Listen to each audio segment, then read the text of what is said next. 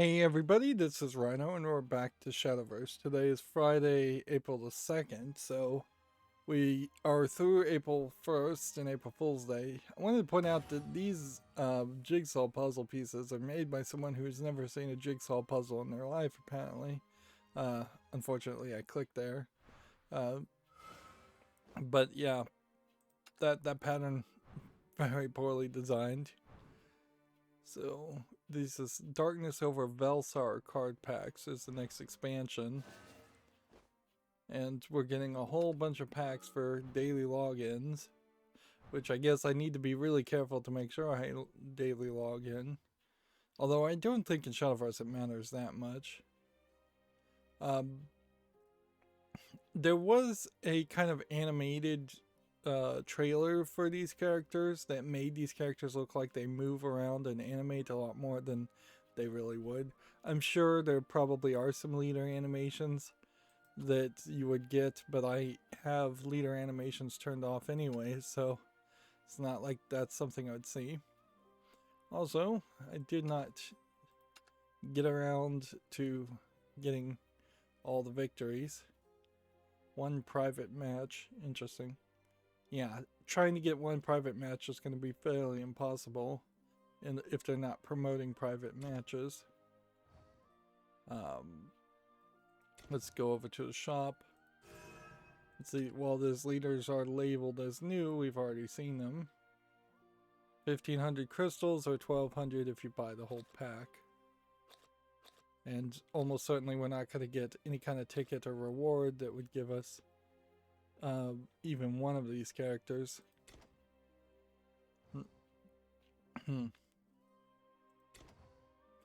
So for the accountability section, wow, I don't even have enough gold to buy a pack.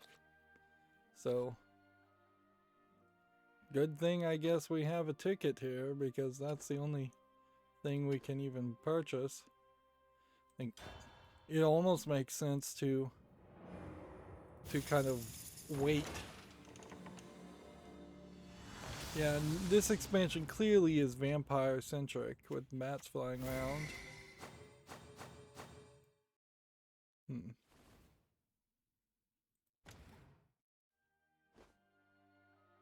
Okay.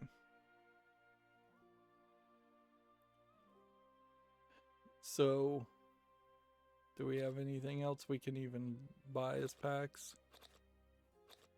Nope, I spent all my gold and haven't even earned any more gold, and we still are 63 packs away from getting this to tradables, which it really is lining up perfectly that just about the time that I'll get this to tradables, this will be, Fortune's Hand will be the last card deck to in rotated, and then without an influx of actual real world money, you'll just never be able to catch up to get Storm of Arrival or even the most recent expansion up to that 400 tradables again. Best case scenario is a free to play players, you get 2 tradables and then you skip to the most recent expansion and try to get that to tradables, which would give you 1 out of 4 expansions, and no telling which of those 4 expansions are the ones that really matter or have good cards in them. Speaking of good cards, this defense deck is garbage. So let's look at the new cards that we have from the new expansion. And since it's a new day, I feel a little bit more energetic. I started to mention the accountability section and I didn't say anything about it, I think. Yeah, I'm still kind of just programming a little bit. Apparently, I accidentally was using an exponential symbol, which is asterisk asterisk, as in multiply by multiply, because I thought for the make code, for some stupid reason, I thought that was modulus, which would be the remainder. Instead, what they do for remainder is they have like a completely different block that isn't in the math in the same place, and It really is ridiculous because you could have easily had the standard percentage sign for modulus used. Like, yeah, there's actually no cards here to change to. Like, at all. So, yeah. I can play this dumb defense deck, but the strategy is just terrible. So yeah, I have some programming. I keep jumping between, like, do I want to put all the code linearly or do I want the code to be triggered by events? Because the Circuit Playground Express is a not a not a PC per se. It doesn't have really an operating system. It is an integrated device. Triggering things off events probably has better benefits, like that there is circuitry specifically looking for that event that will break into the main code when the event is triggered. For instance, there's a gesture called freefall where you can just throw the Circuit Playground Express to the ground and it will go, oh, this is falling to the ground, and that is literally one block of the drag and drop Lego code to detect that. Whereas if you're going to handwrite that kind of code, you would have to make multiple samples of the accelerometer and the g-force and the strength of the accelerometer, and that really is just not an efficient way for people just learning the code to detect a free fall. So that's great, but then it's not well explained with MakeCode as to when do the events get triggered. And as far as it looks like to me, the events get triggered when the rest of your code is not executing. So if you have a particularly long amount of code that's taking up a lot of the processing time, then those events won't get triggered. Whereas you'd think that they should be running in parallel always. Did I predict wrong? But there is also kind of no halt execution of all other code, which for part of the code that I'm writing, that's something that needs, I would like to have happen. And you can't have multiple events of the same thing, so if you trigger something to happen on the button A being pressed, you can't do anything else. So if there are different modes in which you want button A to do one thing or you want button A to do something different, you basically have to put those all in the same place, even if they logically don't belong in the same place. It kind of sucks for what I've been programming, because I was probably 70-80% there, and then I started moving the code around, and then I dropped down to probably 30 or 20% of the way there. I have the general concepts, but I'm still trying to work with it. There is also, supposedly, it's supposed to be able to write data files and into the storage of the device, but it doesn't seem like it really is doing that. So I still need to experiment with that. The auto adjustment brightness code I had to do a full rethink on because I was just doing it wrong, for lack of a better term. What I'm trying to do is have a device that auto sets the brightness, so based on the brightness in the room, which is no problem.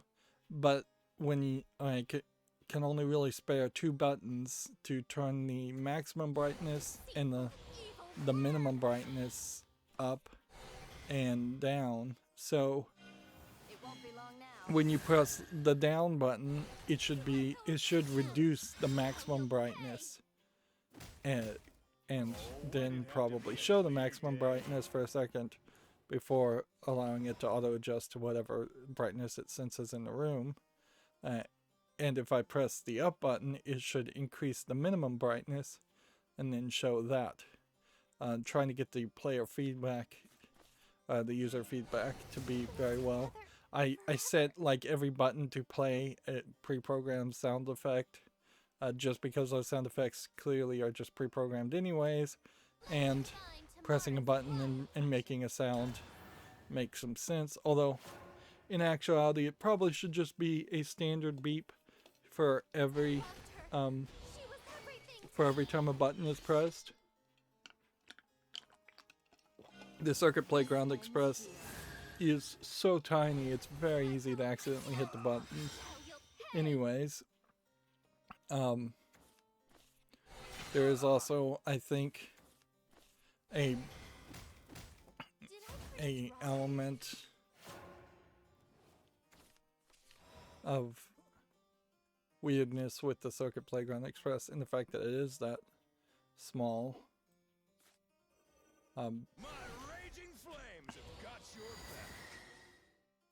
I also managed to figure out how to overheat the circuitry by doing a digital write to turn the infrared transmitter to high. So basically telling the infrared transmitter, which clearly in the circuitry was designed to only flicker on and off to send signals, if you just tell it to go to high and always be transmitting, it'll transmit at its, I assume, highest power possible, and that immediately caused the entire circuitry to overheat. And I'm like, wow, I'm surprised that with one line of code I have found this thing that's supposed to be an educational thing. It's supposed to be very safe, designed so that you don't have to solder or anything. I'm surprised that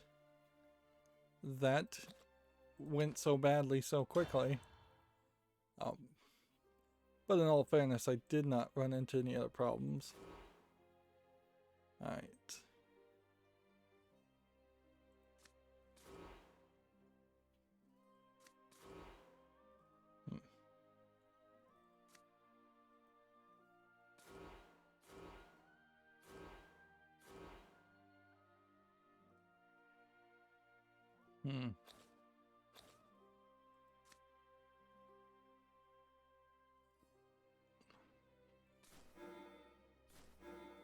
I guess we can just increase cards that we have copies of.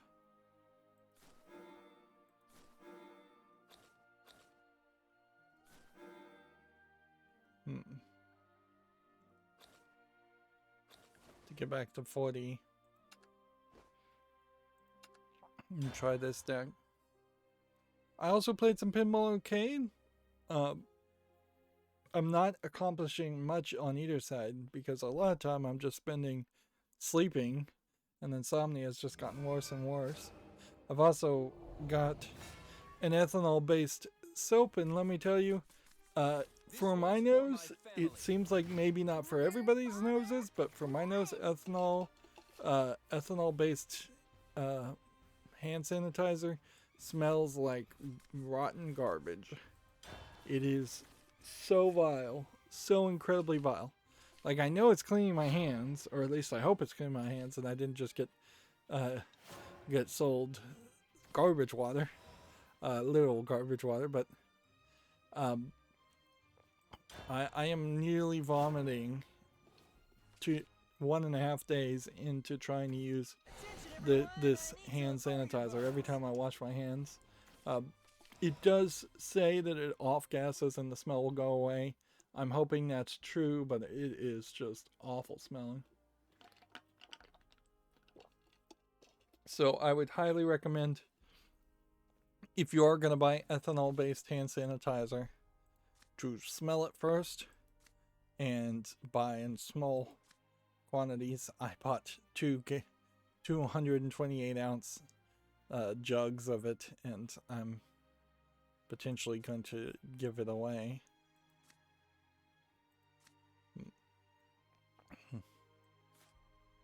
Because it smells just so awful. It's also supposed to foam, and my foamer has yet to actually make it actually foam, but that might be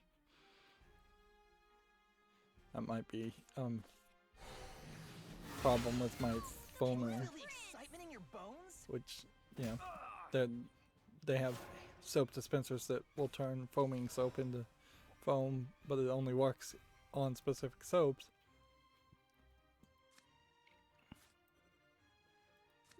For a pinball arcade, I know I'm jumping around all over the place here.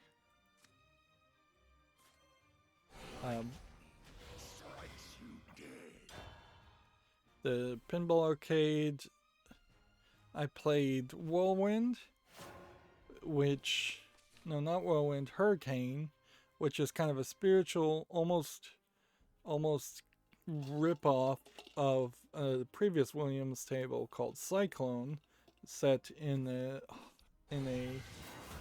carnival environment. And I feel like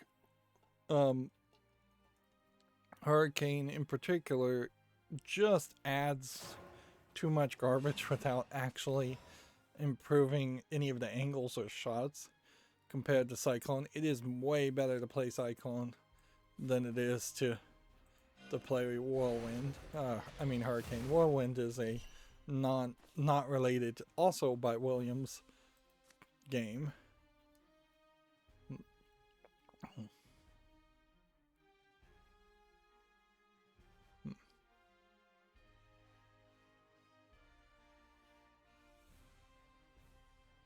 Do I want to play this? Or do I want to wait on this? I think we're finally fairly safe, so if I did something like this, fine.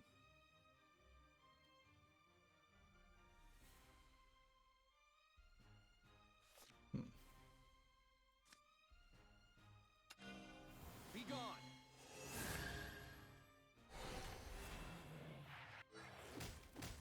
There's always tomorrow. This is a weird card to have played.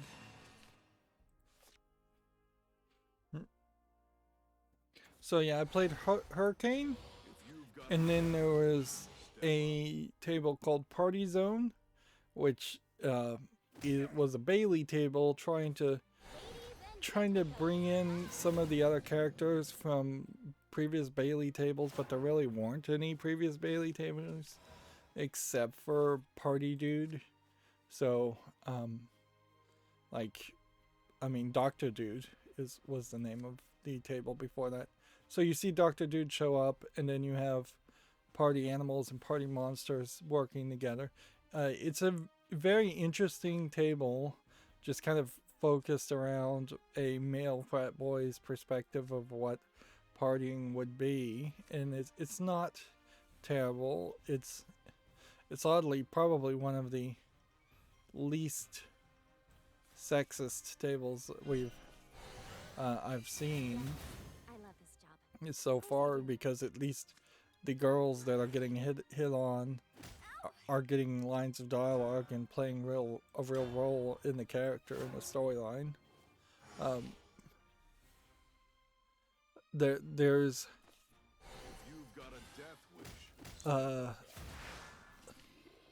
Eat, Drink, and Be Merry shot on Party Zone, where the joke reveal is that the main character they're introducing is wearing a Lil Bo Peep dress, so as a joke, while he has this big red mustache, which I guess maybe that's a little bit of gay panic, but honestly it's not that bad. And then after that I played Terminator 2, which Terminator 2 is kind of a problem as far as a table, because it is so built around the idea of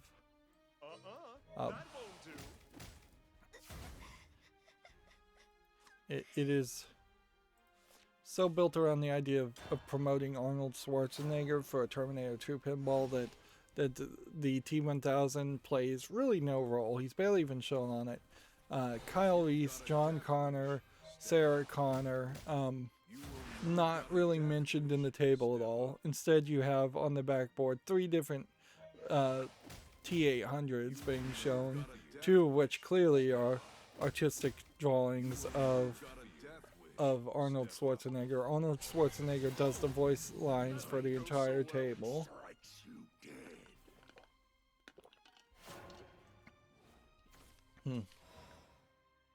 So there's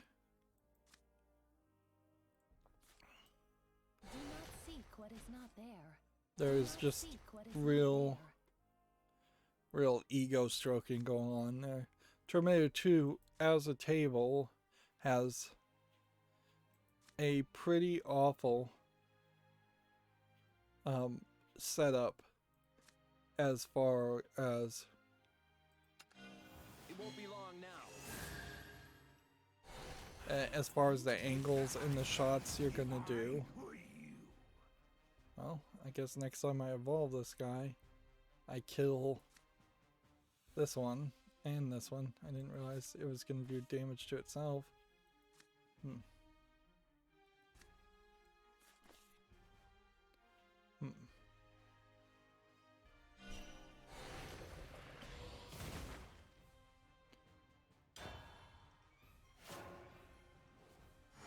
So yeah, there's a far left ramp shot that you have to hit about 5 different times in Terminator 2, and I could not hit it more than 3 times in 3 balls. Every time. I spent an hour and 20 minutes just trying to get the standard goal of hitting that far left ramp shot.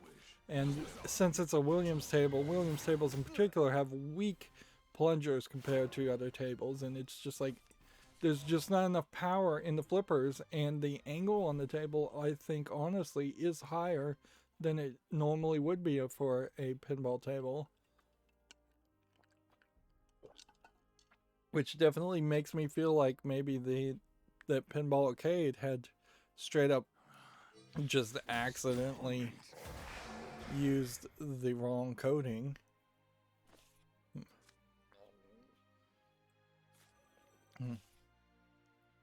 Right, well, that wouldn't do me any good. That won't work.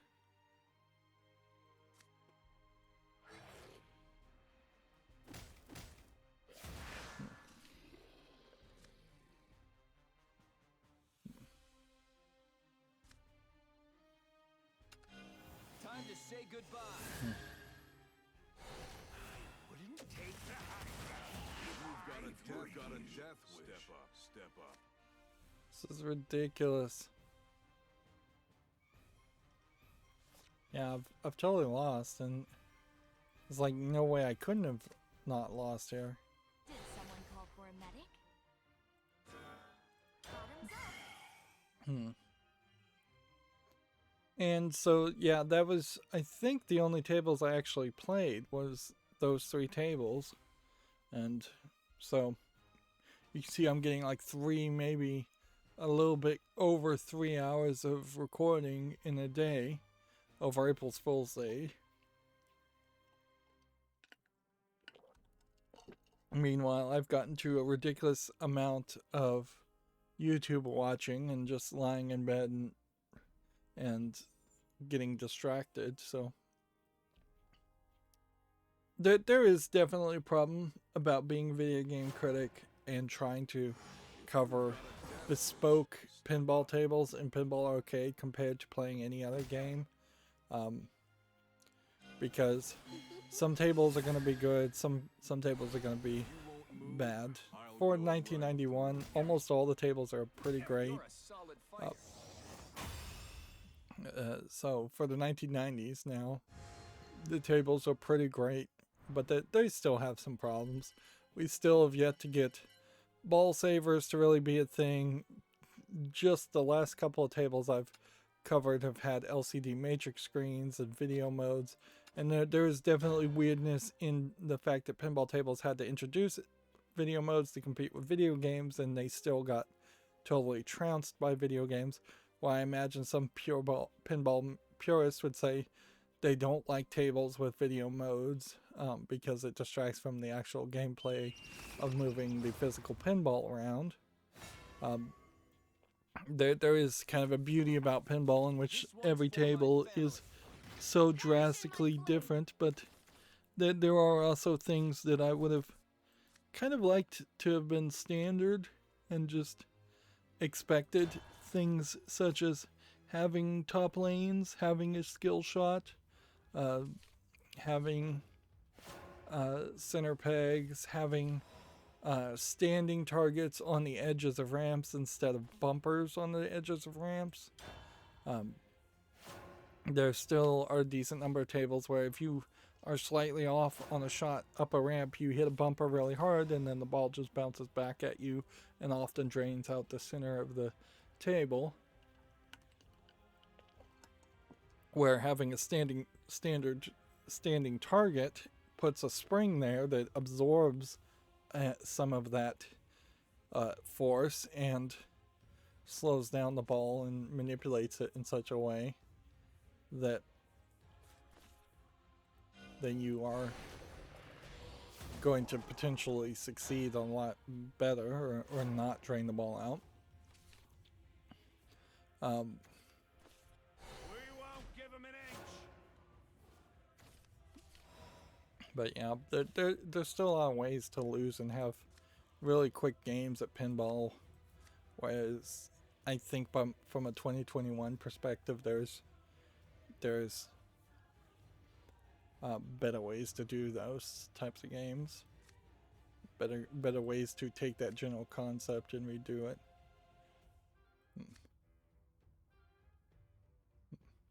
Let's go and hit that. Time to retreat. And then hit that, I guess.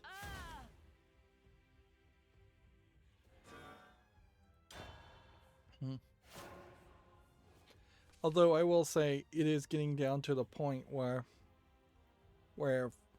looking at a 1992 table and saying how would I make this in 2021 better, the ideas aren't that different. Most tables by 1991 are pretty great. Little tweaks could be made. You could of course change things, but there's really no reason to change things.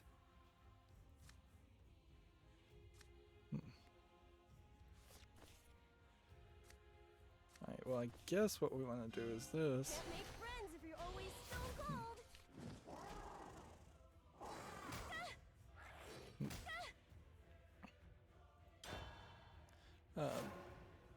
I did, while going through one table, realize that I could probably Not there.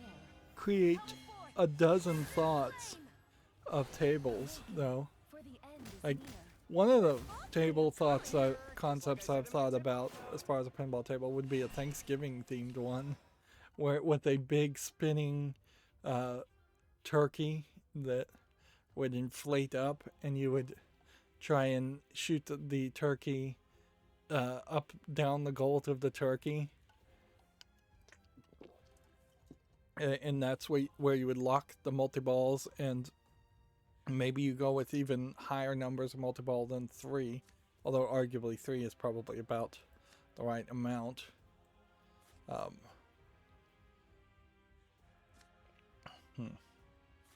And then when you want to release the multi-ball, I think it would be funny if the plate spun around and you actually shot the multi-ball up the behind of the turkey and got a big bacaw type sound effect to play. Like that'd be a funny gag.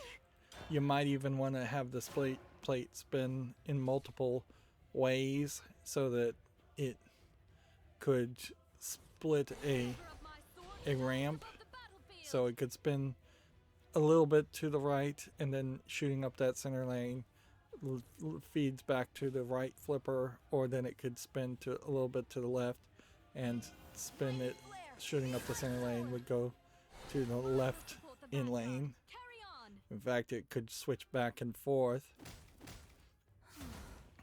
and then you could potentially have a loop that goes under the neck of the turkey for a different ramp.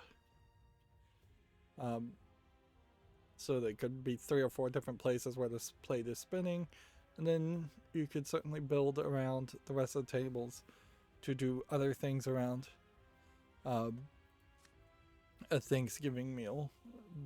They have a big old thing of pie, a big old thing of what is that? Cranberry sauce, cranberry jelly.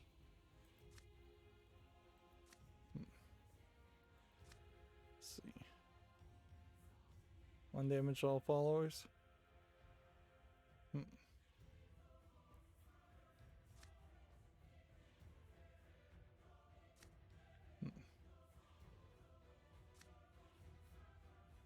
Let's do this. And hit that. If I fall. But yeah, that is definitely a concept you could do, but it's not a concept that I could sell to anybody, really. Because let's say they make a table like that, who are they selling that to? The 4,000 collectors of pinball tables out there? Do I really think for a second I could get in contact with Jersey Jacks and say, here, I've got an idea for a pinball table. Let's sign the contracts and do this properly so it actually could be designed. I mean, they probably would just write me off as a crazy kook. And honestly, maybe my ideas aren't really that good, and I just am in love with them because of my ideas. That's often the case. Oh, I desperately need to hurry up, though. We have a large amount of news today.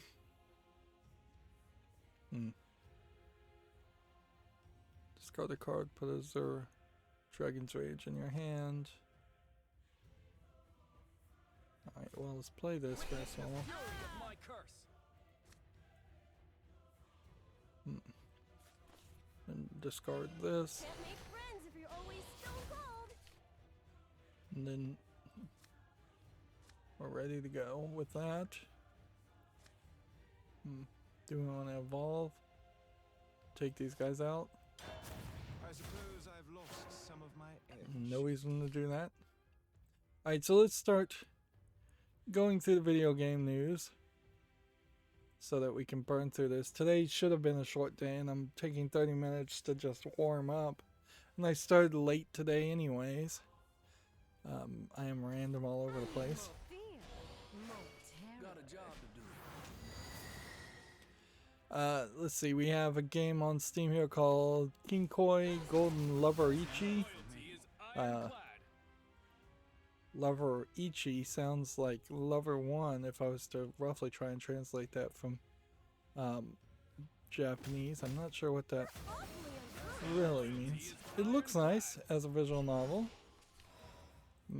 Seems to be kind of all over the place because you have kind of like a school uniform type appearance, and then you have weekend clothes type appearance for the same character. It does seem like it is focused specifically on one character and putting them in as many different outfits. The one girl won numerous awards, it claims. Japanese full audio coming soon. I'll put it on the follow list. Alright, well, do I want to do anything that would kill anything, or do I just want to end the turn?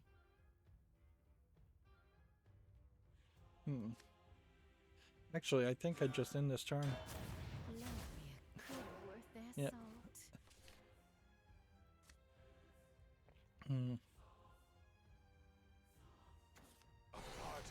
Why is this not... Why is this not gone? Do countdowns go down when you start a turn? I thought they went down at the end of a turn.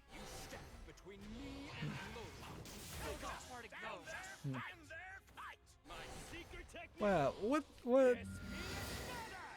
This is bull. Stop! You're a solid fighter. Total bull. total bull that you can play a 5-card combination in Shadowverse and win. I mean, he literally just played Exodia on me there. I did look at my like YouTube metrics when I start a new video, and it talks about how many minutes of watch time I got last time. So last time someone was on the chat, and I had a watch time of about 8 minutes. All right, so it averages the watch time, so it could mean that 5 people watched it for a second and then went away immediately, and then one person watched it for whatever would average to about 5 minutes, which would probably be 25 minutes. That might be a good estimate. So then the question, if I want to be a proper YouTuber and actually care about what content is liked and what isn't, instead of just doing whatever I want to do, which I'm not sure I actually want to be that kind of YouTuber, the question would be, what 25-minute segment of the last stream was the part that people appreciated versus not. Because there definitely could be some thoughts put towards that. Maybe no real actions would be enforced. The whole streaming thing breaks down into 3 elements. I play Shadowverse just because I want to play some game and have something to show when I'm not doing a web peek. I personally could see getting rid of Shadowverse completely and not playing any game, but I don't know if anybody would want to watch that at that point. So a concession has already been applied towards that direction. Then I have the accountability section at the beginning of the stream, which is theoretically supposed to keep me a little bit accountable as far as what I'm doing, and I'm actually just keep me motivated to actually make content. I don't want to ever have a scenario where I come in on a Friday and say I haven't done anything in an entire week unless I was really sick or something. And then we have the like video game news versus games on Steam, which I guess those are different things.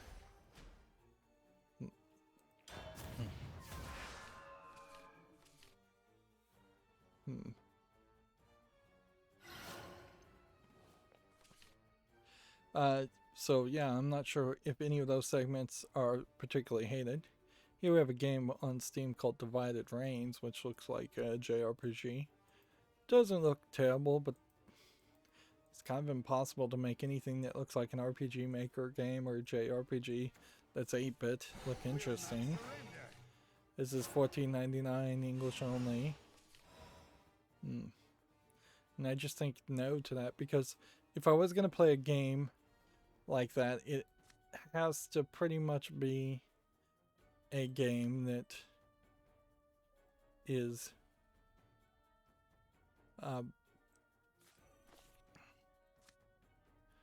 random enemy follower gain orb. Like it has to be a game that would be, what am I trying to say here? I've lost my train of thought. That's happening more and more as I'm getting older by the second.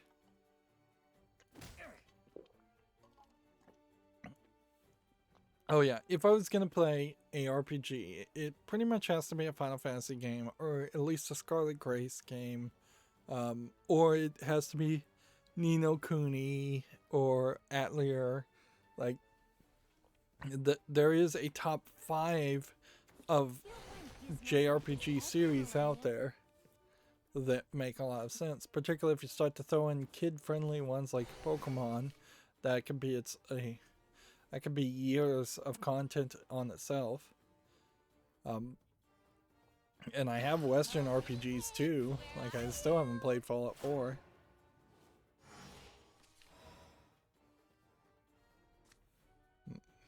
I feel fairly bad about that too.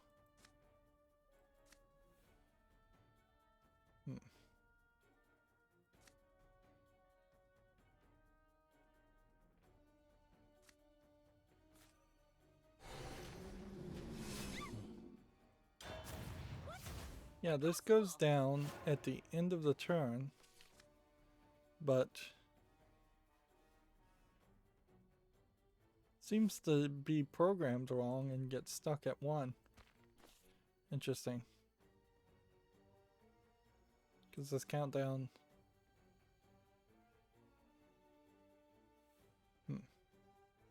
doesn't seem like it goes away. Game Messenger has an article here. Devs have until July 20th to release games on the Vita before its digital store goes dark. Which, sadly, I think there are some Japanese companies still making games for the Vita. But it would have been fairly foolish to have been trying to do that. I suppose it wouldn't be too hard to... Oh, it did go away. It wouldn't be too hard to specifically cheat that element by simply releasing your game, selling your game to people as ROMs and telling them just to go hack the Vita. That would be my solution if I was making a Vita game. But I imagine sales would be lower.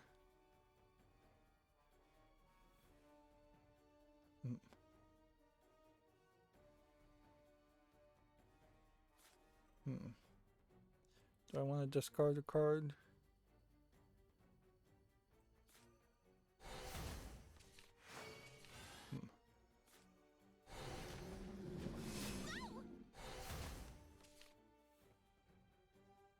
Yeah, I think I do. Yeah. You would have had to have been at least 4 years delayed on making a game for a Vita, or been really, really foolish. Vita it has long since been a dead platform. That being said, the PlayStation lineup does not have a mobile platform at all. You're not gonna lug around a PlayStation 5 by any means. And Sony could have created some kind of streaming service if Sony could do software, which I don't think they really can. But yeah, that would have been your solution there, is to have Sony do software better.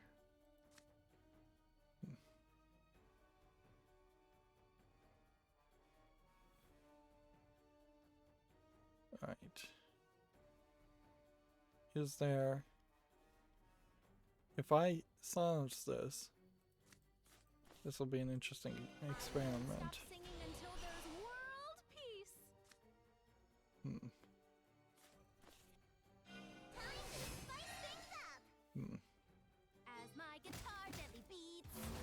Nope, 0 damage still kills it, so silencing that one was pointless.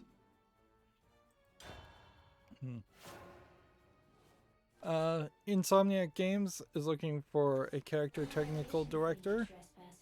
If you're interested in that, I assume that's what TD means. Instead of tower defense. Alright.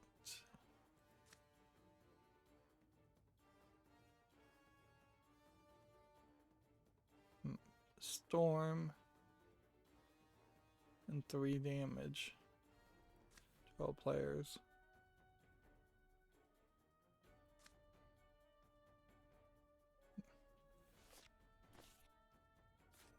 I shall give birth to a new world. Do we want to evolve that? An attack? I think we do.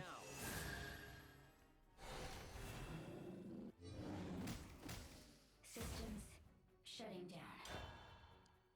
Let's see. A Wild West Battle Royale game called Grit has been announced for PC. Do we have a trailer here? A Wild West Battle Royale concept. I feel like that fixes anything or makes anything better. Cycles on. Like, because Battle Royale games in general tend to want to have more variety in weapons, and you're really not getting more variety in weapons when you do something like this. Okay. I'm just gonna have to do this. Personal. It's justice.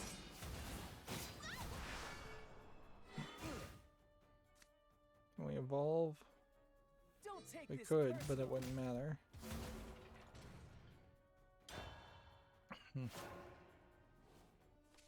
So yeah, I don't think grit as an idea makes a lot of sense. Here we have a game called Spirit Wish, which is tagged as an RPG game. Looks like it might be either a mobile game or a really highly polished Chinese RPG. It looks a little Chinese with so much text on the screen. Seems like You're a there solid fighter. are some monsters, quite a lot of monsters. English is not supported, free to play in-app purchases, Japanese only. Okay. So, yeah. It's tagged as an MMORPG. And I'm in just a bad position, and oh, this is bull. I got this deck specifically. Like, I got the cards from this deck specifically from using a temporary ticket. And now 3 of those cards can't be played.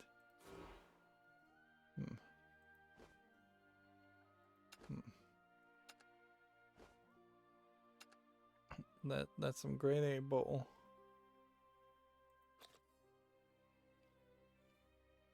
Yeah, I'm not super happy with this newest rollover. Where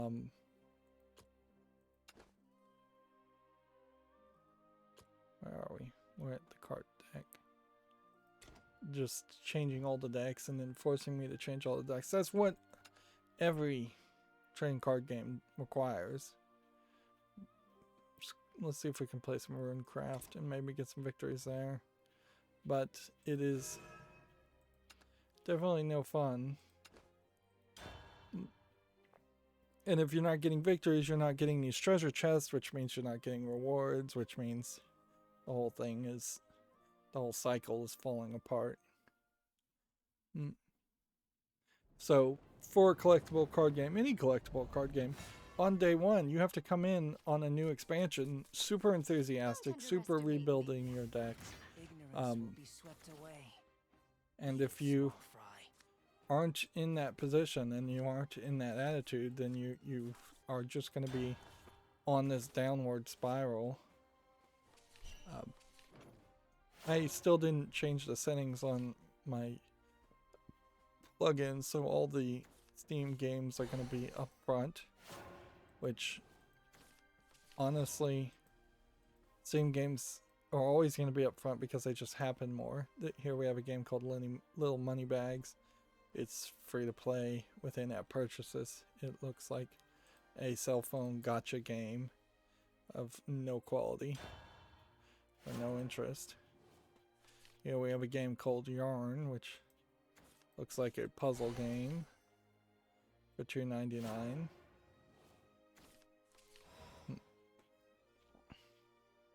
Here we have a game called Open TTD, which looks like it is just a simulation game of some sort. It says it's a business simulation game through transporting passengers. It's free with, well, it's just free. Interesting. I guess the price is right, but even for free, this looks like a pretty old game.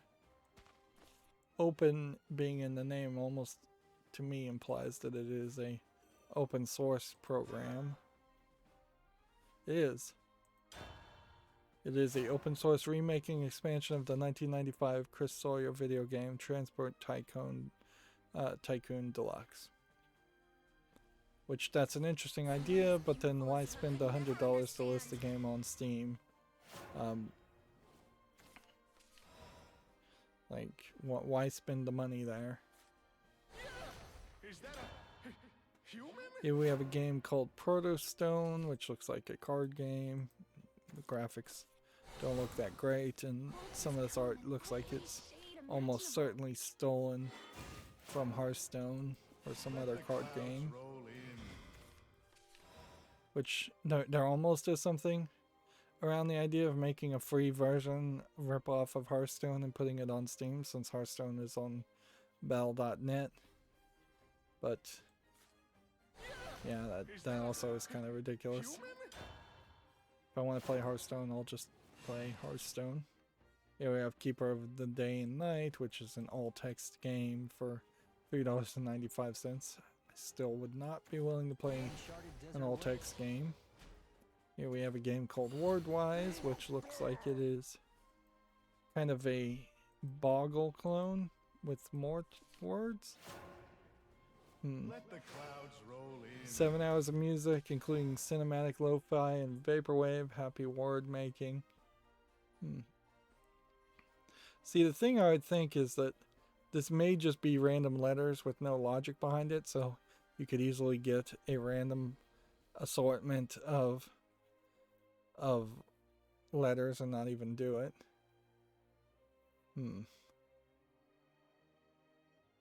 I would say for what looks like a student project, it really still shouldn't be on Steam. This doesn't look terrible.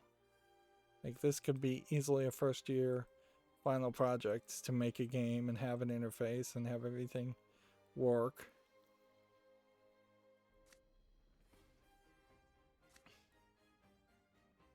One, two, each of it.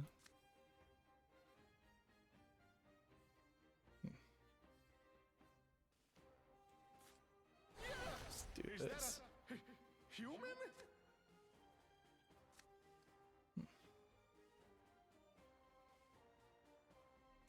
Let's go ahead and evolve this, I guess. Mana, come forth.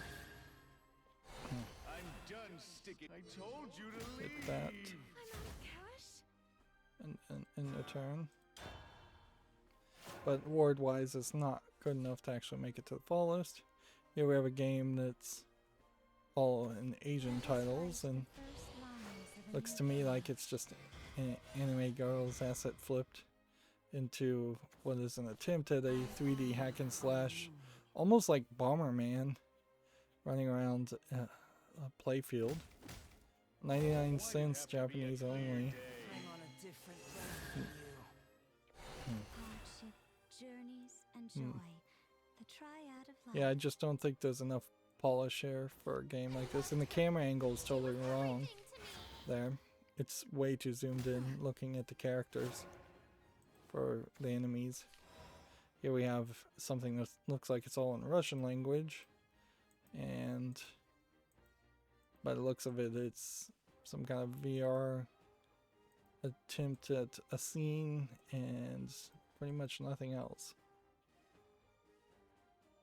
English is not supported, 59 cents, Russian only.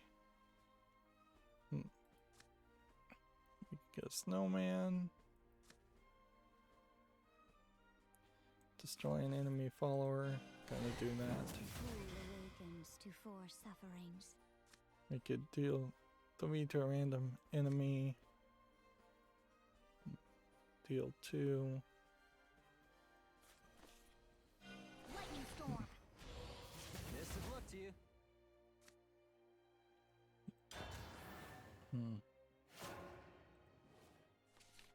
Yeah, we have a game called Rounds, which looks like it's player versus player shooter game. Well, landing on flimsy platformers for $5.99, English only, Enter the threat. online PvP only.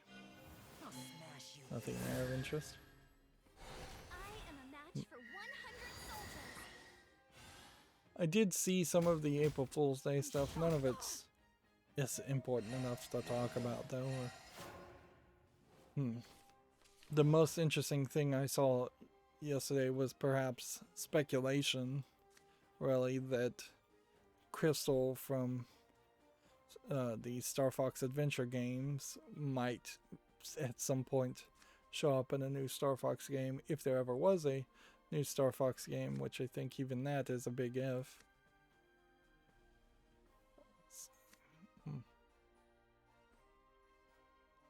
So you basically need to do this, and then this. Into the future is only the beginning.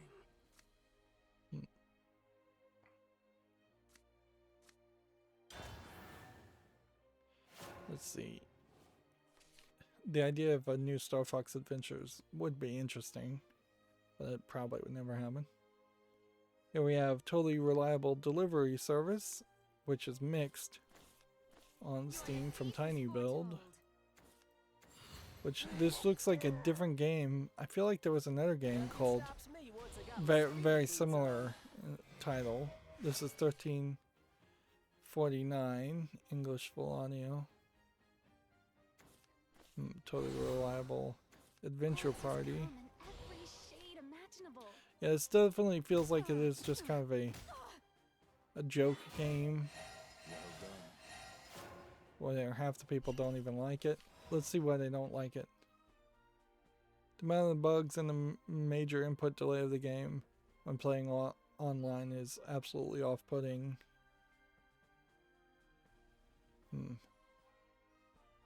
Totally floaty controls and button inputs on our server side. Interesting. So it's just not like a good game. And people are calling it an April Fool's Day joke.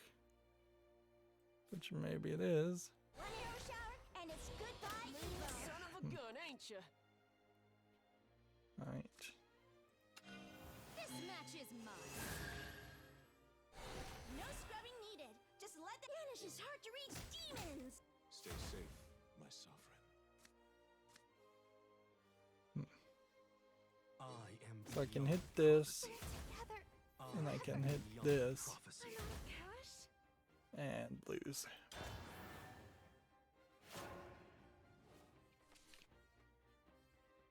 Here we have a game called Legends of Ilaria, which is already mixed. And it does just look like a fantasy game. The screenshots are not working.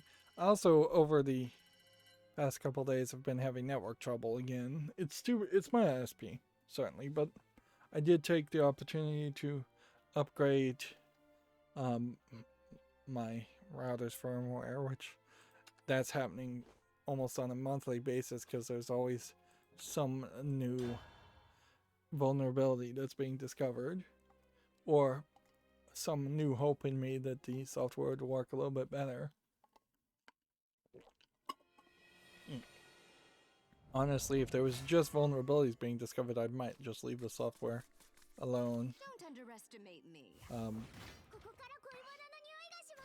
But yeah, some of the websites were not working and some websites work, which inherently what this screams to me, and I can't imagine it being anything else, it's that my internet service provider is trying to do deep packet inspection to monitor every single website I'm going to, so it can put super cookie style ads on everything and make money by advertising to me, or replacing ads even. Next we have Outriders, which this was a game that was talked about for a brief second, but we can see it's also mixed. And Outriders might be an example of one of the many AA and AAA games that are going to dare to come out during the pandemic and then also turn out to be really bad. This is supposed to be player versus player game, brutal and bloody, it says. It is $59.99 with a bunch of language support, but not every language. Yeah. And I wouldn't be surprised if it is actually full audio and voiced lines. Let's go do that, I guess. Just And as hit far as that. away. See. Folks, come over here. Display leader animations. Then My blade is autumn. I am the you'll fallen see leaf. each of these characters have like live 2D animations to them where they move and they blink. But that's pretty much all the animations that get shown. Live 2D style animations. I don't know if it really is live 2D or not. The earth rains from above. If anything, that phrase is pretty much it. Pretty much just what it's going to be called, whether it is actually that technology or not. So let's see why Outriders is not liked. If it's mixed. Bathe my blade in your light, oh forest life. There's incredibly unnecessary cutscenes every 2 minutes. Ready to pounce. With terrible servers. Co-op is basically in player, game crashes constantly without error messages, stutters, bugs.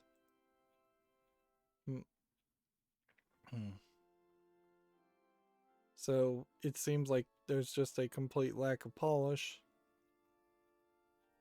Which, yeah, I don't even know why you bother to release a game, particularly in the pandemic, if you can't get the servers going. Although, arguably, almost everything online, video game or otherwise, at the moment is doing terrible, and we may be hitting a different kind of era as far as the internet, where things just won't get better for a very long time. We may very well be stuck with here's that animation. Yeah. Yeah, we may very well just be stuck with the internet speeds we have at the quality that we have for years and years, and until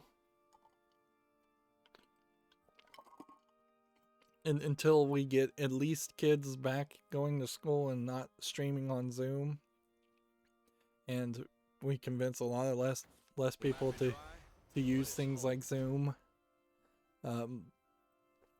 and we increase the speed to make up for things like more people going to Netflix and Disney Plus and things like that. It's mostly the upload that's the problem, not the download.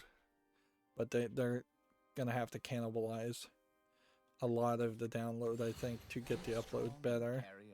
And that's gonna show the true balanced networks that we should have always had, and that's gonna reveal that they're actually a lot slower.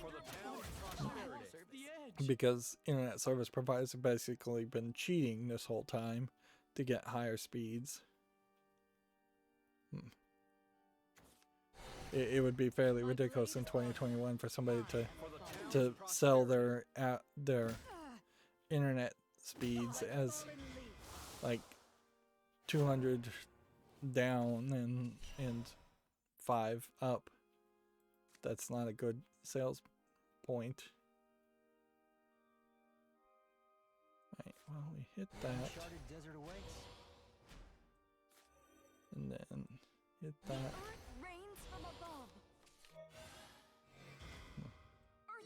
That way we can hit that.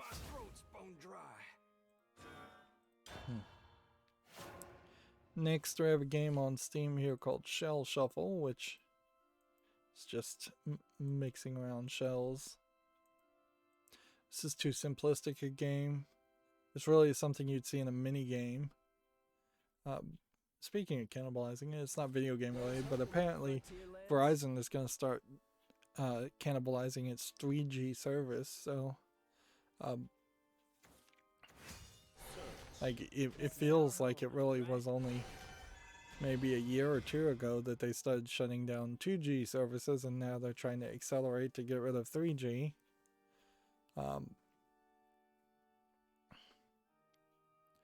Next, we have a game on Steam here called Floor Plan 2, which looks like it's some kind of VR puzzle game. It feels like one of those elevator games where you're gonna go up an elevator for different floors to solve puzzles.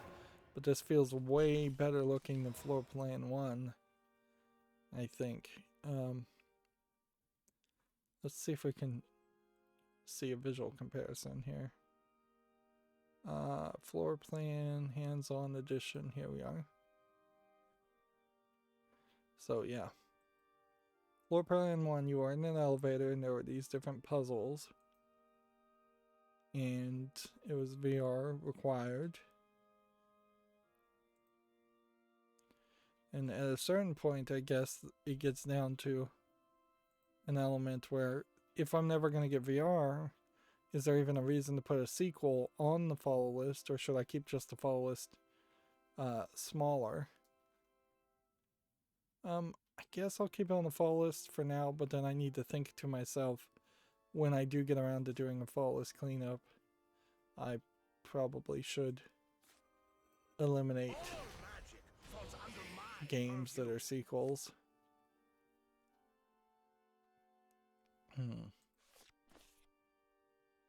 Well, kill one guy that way. Match is mine. Make your move. Be seeing ya. Let's keep on burning through here. Here we have something called Crash Dive 2, the silent service, which looks like it's a submarine simulator, boat simulator of some sort. I'm not interested in those types of games. $10.19. Next we have a game called Paper Jam, which looks to be like another weird VR game for $6.29. VR seems to not have really been affected too much by the pandemic, which kind of makes sense, because if you had the money to do a VR game, you probably still are fine to do a VR game.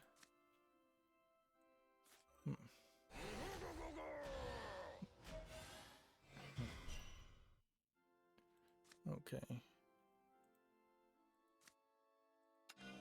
You don't Involve stand a this chance. guy.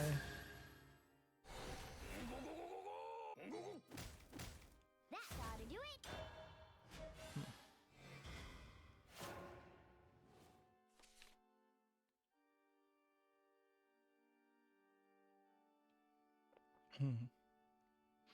Now, this game, Totally Accurate Battle Simulator, was labeled as coming out on April 1st, when I know that this game has been in early access before this. It's $19.99, bunch of languages. It's overwhelmingly positive. Although, arguably, I think a big reason why people find it positive is because people like PewDiePie played it and showed it off. I don't know if there's really a game here that would interest me, but I also don't want to be At your service.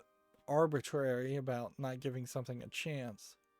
So it does have single player. It is overwhelmingly positive, pretty much by every record here.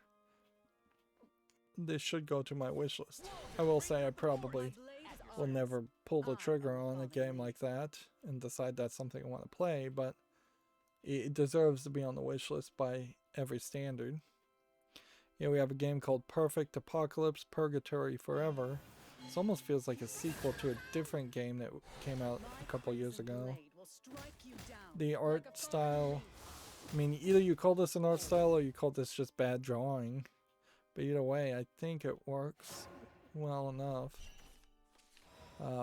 $5.99, English only. It's a visual novel. Let's see. 90%. Yeah, there was a game here called Perfect Apocalypse Love at First Bite. And we can see that did, as a visual novel, hit the record, hit the same standard, so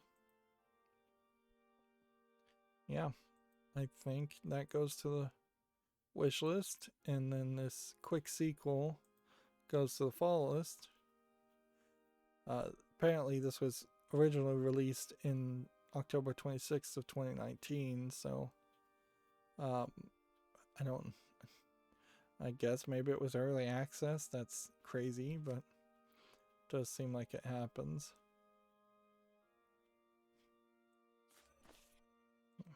Watch closely, apprentices. Be seeing ya. Okay. Hit this. And then evolve this. Mana, come forth. To hit that.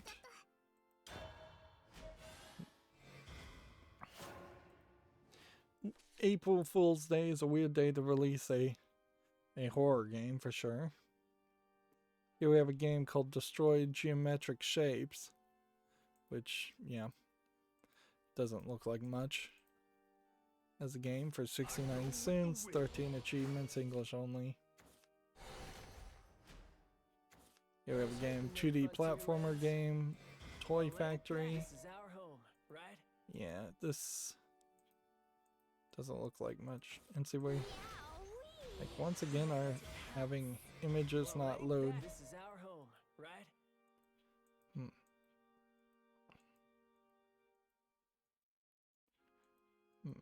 That really is a Steam thing more than it is a network thing for me. $4.99, bunch of languages. Actually, I want to see this game. When did this come out? It's not out yet. That's why I haven't seen it. Frontier Hunters Ezra's Wheel of Fortune. And then Turtle Shredder's Revenge is coming soon too. I'm gonna open that in a new tab. I'm getting distracted by the more like this, which are totally inaccurate. This looks like nothing though. This looks like maybe a Flappy Bird clone, for lack of a better description, or a platformer. There we go. That should do it. Yay, I've gotten now like 2, maybe 3 victories since Wednesday. What are our missions now? 1 more rune craft and 1 private match.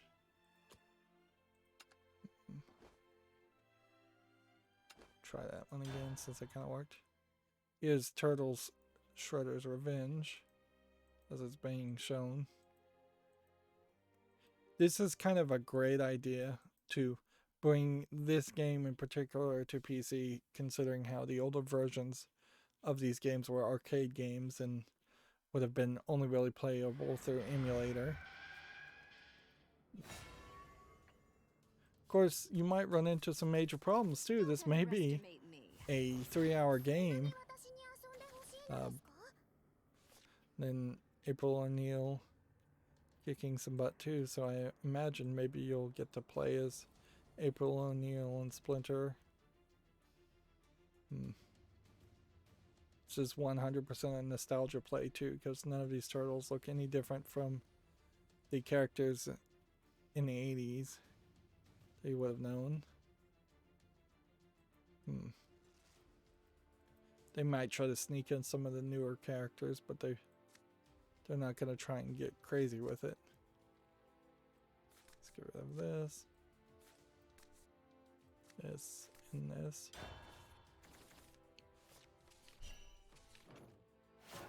See, here we have COVID Chaos, which clearly this is just a low effort joke game for free.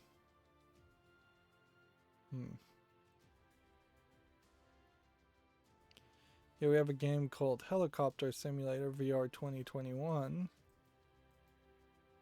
which is early access and requires VR, and it's $13.49. See, and the thing there is, I don't think any game would be the right software to use to learn to fly a helicopter if you were trying to get like a helicopter pilot's license. So I think all of that idea of simulating things is purely for fun, and then the games don't look that fun. Here we have a game called Rydo, which is a platformer where you rotate the world, and it looks hideous and is free to play. English, allegedly full audio. We can start covering some of the other list. So here's Tech Raptors April Fool's Day 2021 Gaming Roundup. So let's see. There's a video here for Dragon Quest Walk, which seems to just be kind of a trailer of a live action. Yeah. Then you have Cooking Mono, which just is just Little Nightmares 2. And then a Valheim New Species. Crypt of the Nico Dancer. Sword of the Necro Dancer. Which some of these names, if you don't pay attention, sound just like the original game. Nothing stops me once I got my speedy boots on. Let's go hit that. And then hit that too. Let's see. Trap Sever Delicious. Death Loops. G-Fool Sonic. Not to be confused with Sonic. I don't even know what this one is about.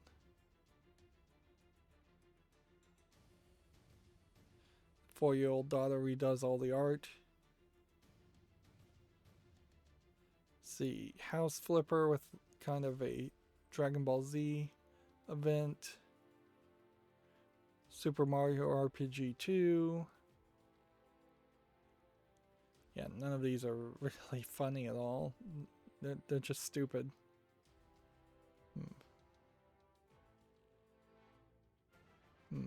Just really, really Smite go. Now, see that idea.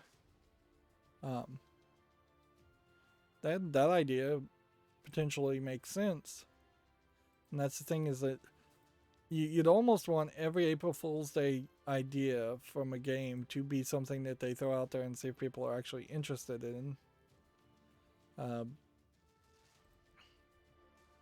Whereas putting a mobile companion app around Smite, it's not crazy.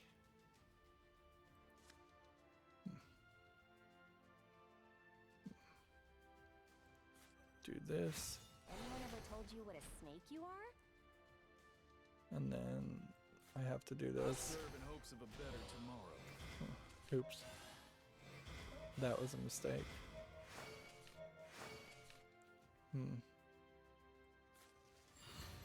Well, I boned that up a little bit. Justice finds a way. Persona 1 Anniversary.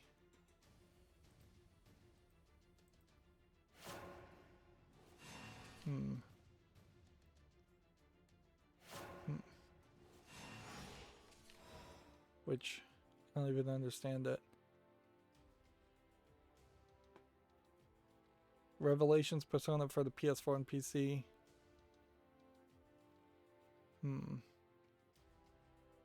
Yeah, I don't even know what the joke there is. It seems like they're just making fun of the idea that they're not porting the game to PC, which somebody probably would like that. And see, that just seems mean-spirited. Let's see.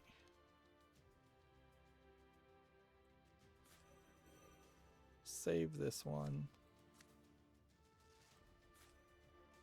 Do this. Go with the wind.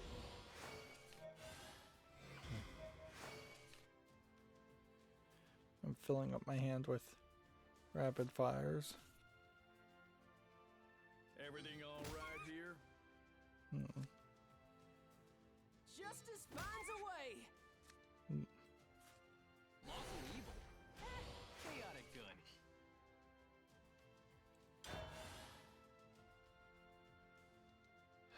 yeah, just going through all of this, it's just like Darksiders. A Control D make had a video that looked like garbage, and it was a dumb joke. Made it look like a PlayStation 1 game.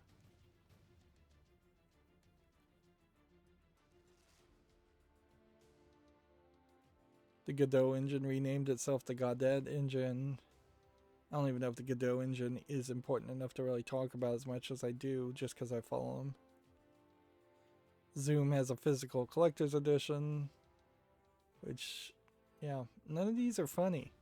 These are not funny jokes at all.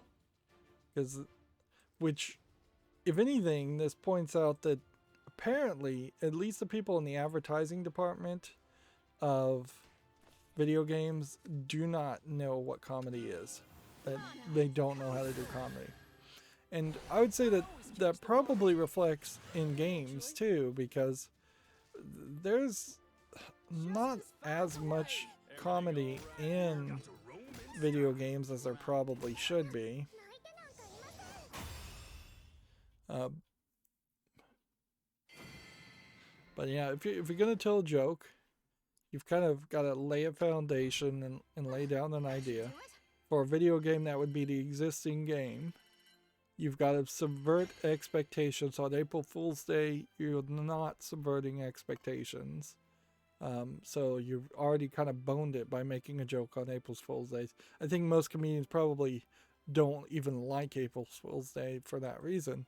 But you've also got to take people on a journey with your joke. But in Twitter, you have to kind of do that in a really slow way. So I don't know how you really pull that off. Speaking of pulling things off, this is sucky because the daily mission resets tomorrow in like 17 hours. Everything else resets, and we have this private match.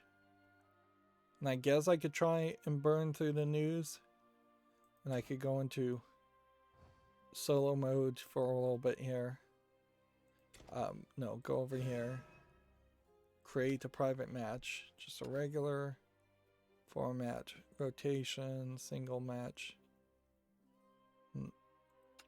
Do that. And that way, if anybody is watching and they want to type in this match ID, they can play me. And since I don't have, can't select anything here, we'll stick with the amulet stack.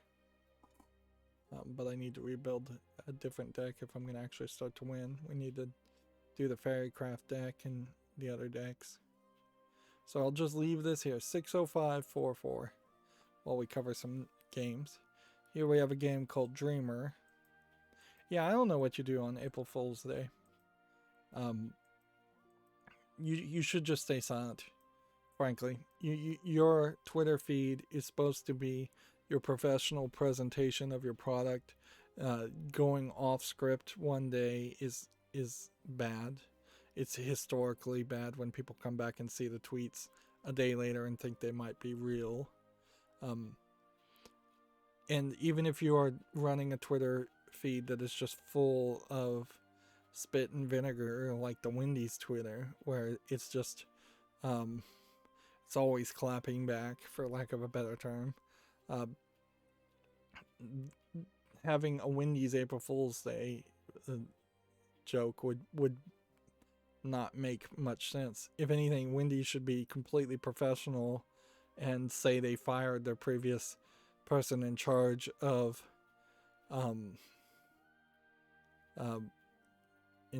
their Twitter feed. That would be the real subversion of expectation, is if you had a joke Twitter feed and you said, hey, we fired this other person and we're getting down to being professional and nice and kind. And then on April 2nd, they're back to being trolls, and they go, haha, April Fools, I'm back. that would be about the funniest thing you could do. But otherwise, you should just be silent on April Fool's Day. Just as a Twitter person, go silent. Like for my YouTube channel and my feed, I don't do anything for April Fools, and that there is a very specific reason for that, and it's not just laziness. Yeah, I don't think there's anything here on this game that interests me. It just kind of looks like a platformer. It's 69 cents, English, Portuguese, Brazil.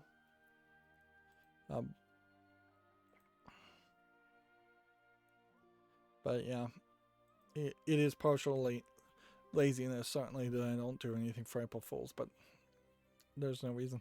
If anything, the bigger issue as far as April is that usually is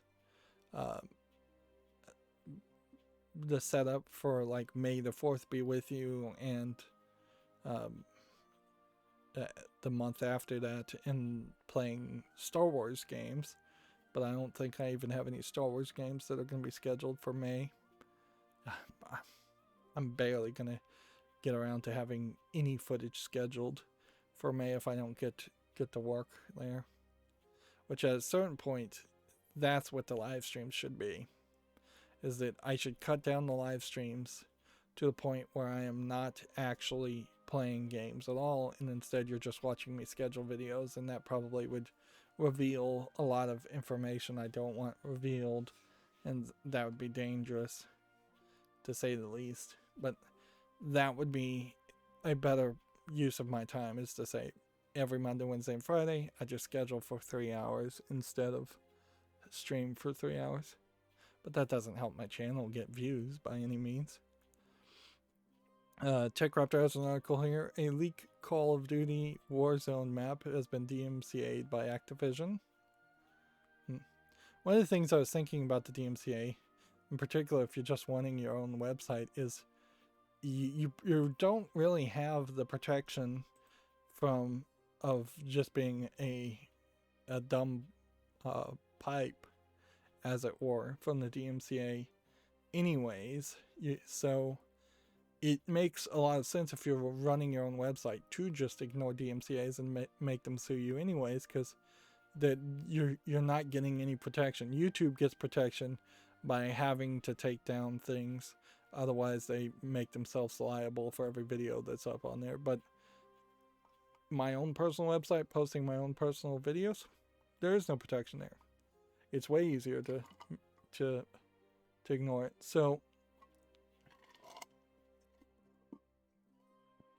theoretically, if YouTube devolved, for lack of a better term, into just a search engine that pointed towards video links that were hosted on different websites all over the internet,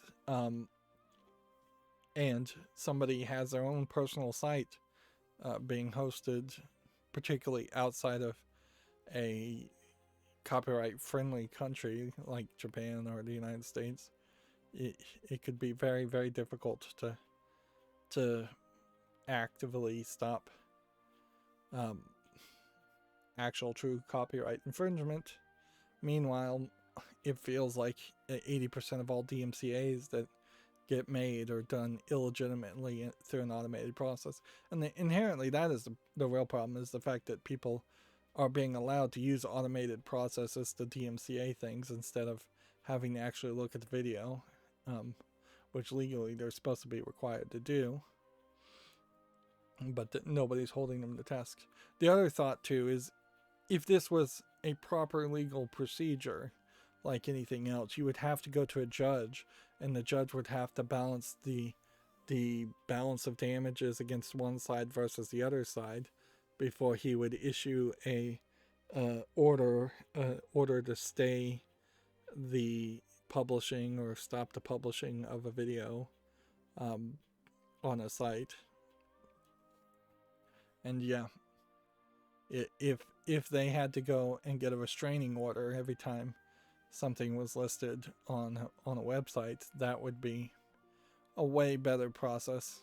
Even if it wasn't really a judge they had to go in front of, but maybe a panel of copyright experts, that would be fine too. Particularly if the moving party has to pay the legal fees, so they have to pay this panel of copyright people to take down a video. It may not be worth their effort. Whereas if somebody really is infringing on copyright, paying $1,000 to stop a movie from being uploaded wouldn't be that expensive. Let's see. Next, we have a game called The Runaway Frijoles. I don't know what that word is in Spanish.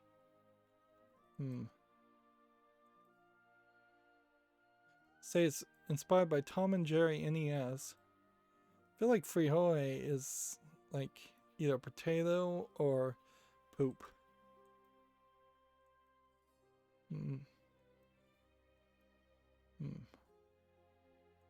Maybe it's poop.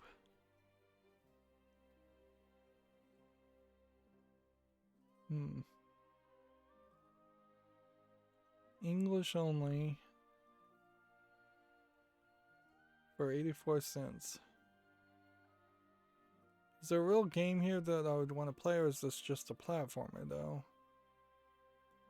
I feel like this is just a platformer. I don't think there's anything there that interests me. Star Wars The Skywalker Saga has been delayed again, this time indefinitely. Which I can't say I particularly hate that, because it means they're going to do a good job instead of just shoveling out another Lego game. On the other hand, if they delay it long enough, that this is pretty much the only Lego game that they're going to release in the next couple years, and either that means TT Games is going to get shut down by a larger Warner Brothers, or now owned by AT&T, or they are going to get shut down because they just can't make any profit, unless they're secretly working on some kind of other game. In the bigger picture, it does certainly make me wonder if perhaps AT&T just doesn't care about Warner Brothers, WB Games, or TT Games at all, because we also saw a delay in the Batman, latest Batman game that doesn't even have Batman in it. So I wouldn't be surprised if everything just gets pushed off and everything gets eventually canceled, or everything gets released and then that's the last game ever and everybody gets laid off. I don't know if TT Games making the Lego games actually does better if somebody tries to make an independent company around that idea. Lego is kind of long overdue to potentially license itself to a different company and get different kinds of games other than the TT style Lego games. But yeah, we could see big changes, or maybe everything is just being delayed because of the pandemic. Maybe AT&T is all behind it and totally wants to fund it, and they're just giving them the time to make really good games. They saw what happened to like Cyberpunk 2077, and they don't want that to happen. And maybe this is a new era for TT Games and WB Games, and they'll be given more time to make better products. That's ideally what we would want to see happen, but logically it doesn't seem like that's really what would happen. Next, we have a game on Steam here called Star Caller, which seems to have almost every simplistic puzzle game in VR, which isn't a terrible thought. This is a good, we need to figure out, we want to learn how to program in VR, so let's make every single generic puzzle game that we've ever seen. $18.99, English only. I think this deserves to be on the fall list, although once again being a VR game. And it does certainly say something that even in the midst of stimulus checks, being sent out in the United States. I don't think I've heard a lot of people say, I'm going to buy a VR headset. It didn't cross my mind one bit to buy a VR headset. TechRaptor has an article here, from Bioshock 2 to Claire de Lune, Jesse Attard's journey.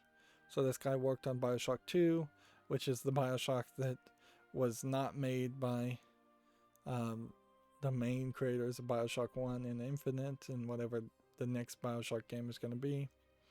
And he made his own little first-person shooter engine, which is probably not something that will ever catch on, called the Immortal Engine.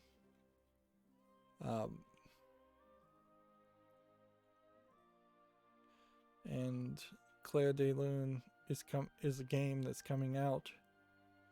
Honestly, well, this looks a little bit better. I don't see massive differences here. They have foliage anti-aliasing on versus all anti-aliasing off versus just foliage anti-aliasing off, and I can't tell a difference from 10 feet away on the TV. Same here. These pictures might as well be exactly the same. I need a big red circle to even tell me where I'm supposed to be looking. But generally, looking at the screenshot, if this is supposed to look really good, it doesn't. It really does not look good.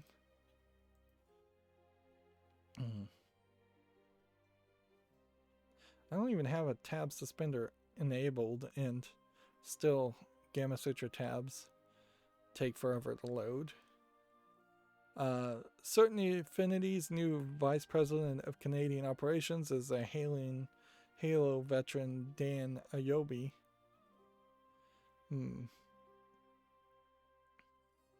There is, I think, a case, not to say anything about this because I kind of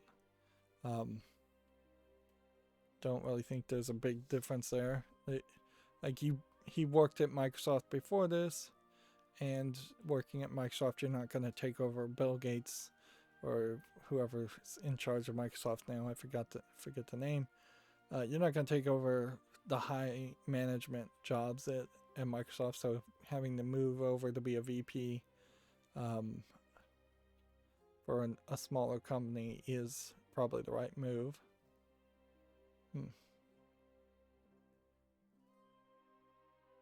So apparently Certain Affinity is a Texas-based developer that opened a Canadian office, and more we're seeing things like that.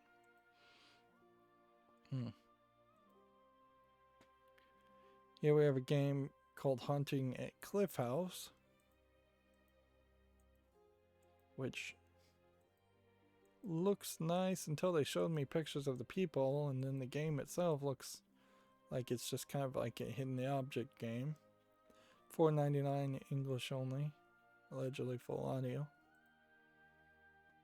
I think we've probably proven our point that you can't get a private game easily in Shadowverse.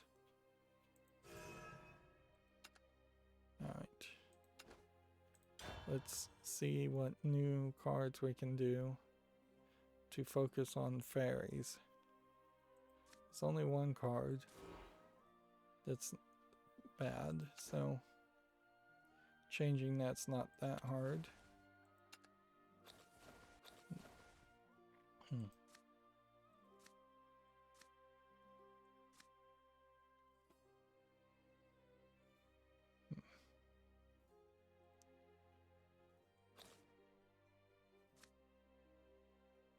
+2/+2.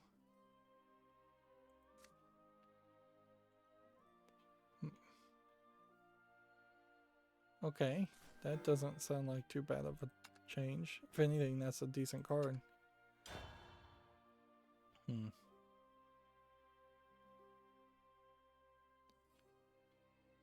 Next, we have a game on Steam here called Hop Step Sing VR Live, which feels like it's virtual K-pop group.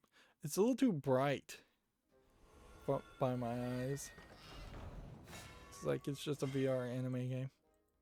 It does strike me as weird that there's just been, I think no anime style pinball game ever made. Like you feel like there should be something, but yeah, even in 2021, I don't think there's anything there. It would make sense to make like a Neon Genesis Evangelion pinball table. Although, frankly, Japanese people aren't going to have the room to collect pinball tables. And that's why they have pachinko machines in general, is because they go vertical and take up less space. I guess I'll put this game on the fall list.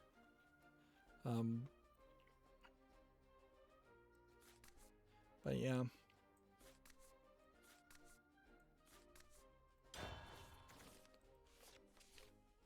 So it would be weird, but I could see definitely a Neon Genesis pinball table being made. I could see a Berserk pinball table being made. I could see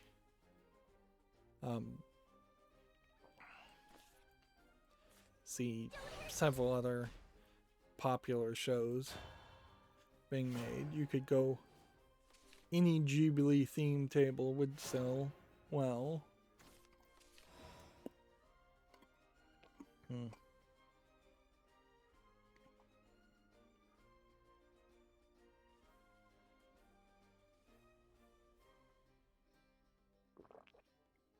But it's also weird about pinball tables is that there isn't basically a Street Fighter table, which you'd think there would be, or a Sonic table. There was one Mario table a long time ago. It seems like video games in general were just always the natural enemy of pinball, instead of potentially finding a partnership.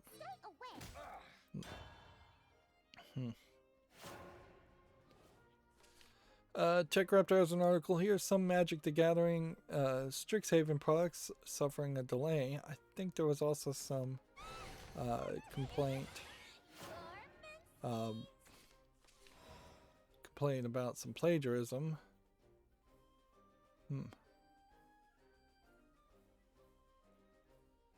Interesting that I didn't know that they made Magic the Gathering cards in Japanese. You know, I wonder how many Magic players are in Japan.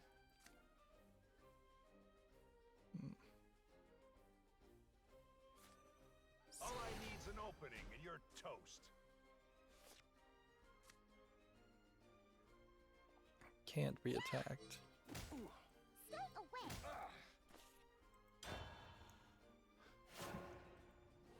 I am a prisoner of this world's whims. Apple Arcade now includes a selection of classic and award-winning iOS games.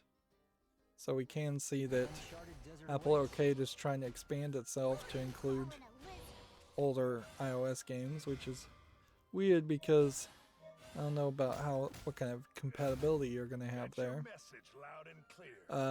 Gavin Moore has left Sony Interactive Entertainment Japan Studio, which was the Puppeteer and Dark Souls remake director,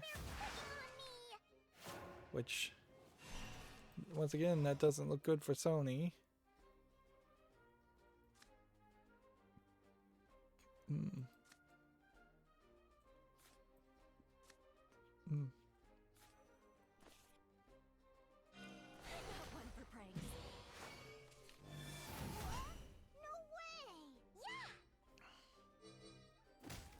Just keep on just killing things.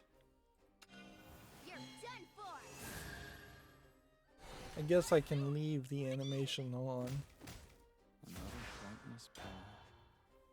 Let's see, Final Fantasy 14 for the PS5 open beta test begins April 13th. If that interests anybody. Here we have a game on Steam that's in Asian letters. Looks like a Chinese RPG. Doesn't look terrible, but I couldn't play it. $13.99, Chinese only. Seen a lot worse as far as Chinese games.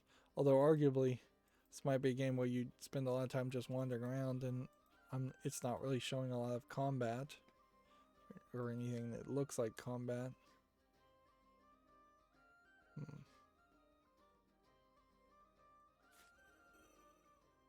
see what do we want to do. Do this. And do this. The uncharted desert awaits.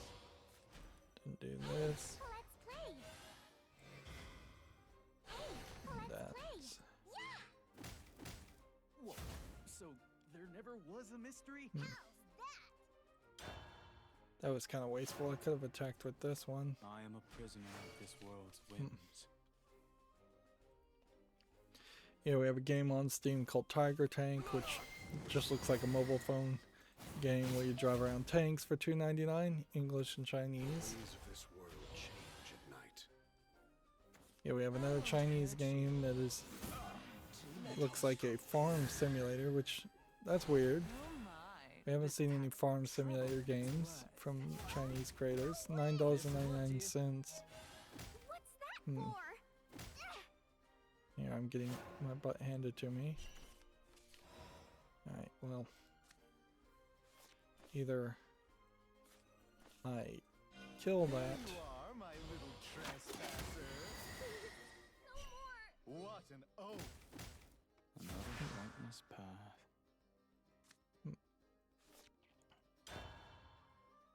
Still lose.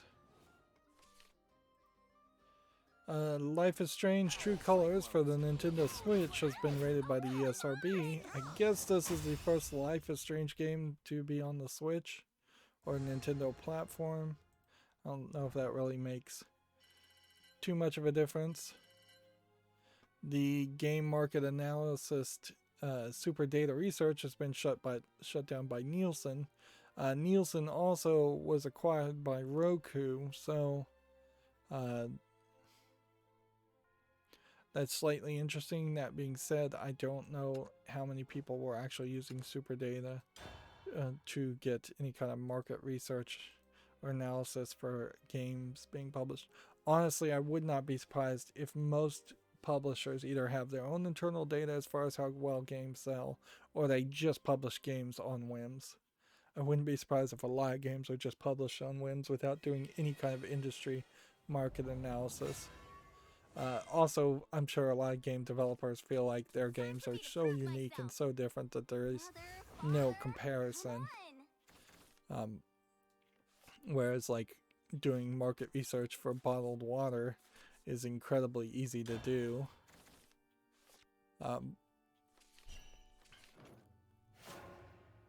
Let's see.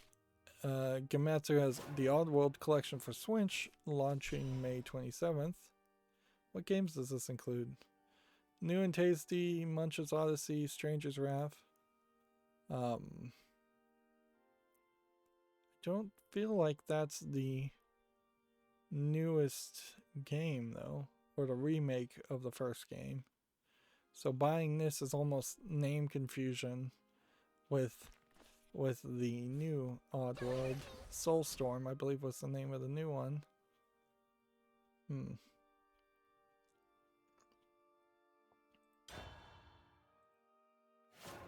See, Earth Defense Force World Brothers launches May 27th in the West for the PS4, Switch, and PC. This looks very pixely. And the thing is, Earth Defense Force games never look good anyways. It'd be funny if this game actually played really, really well, and it turned out to be the Earth Defense Force game that helped them succeed at making a good experience. Turnip Boy Commits Tax Evasion launches April 22nd, which this is the first game in a series, or if there is going to be a series. Like there isn't a previous Turnip Boy game. I don't know if there's going to be a sequel or not. Wouldn't be surprised if there isn't. It kind of looks more like a Stardew Valley game than anything else. Stay away.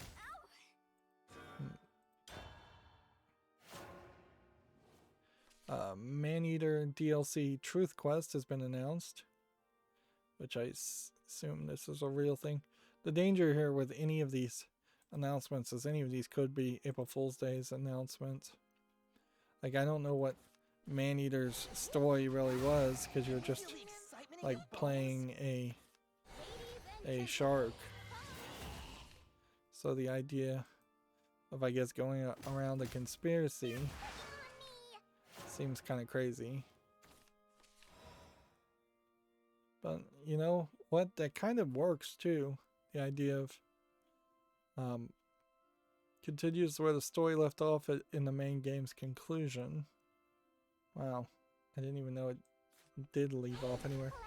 That's a case of people just not really reviewing the game.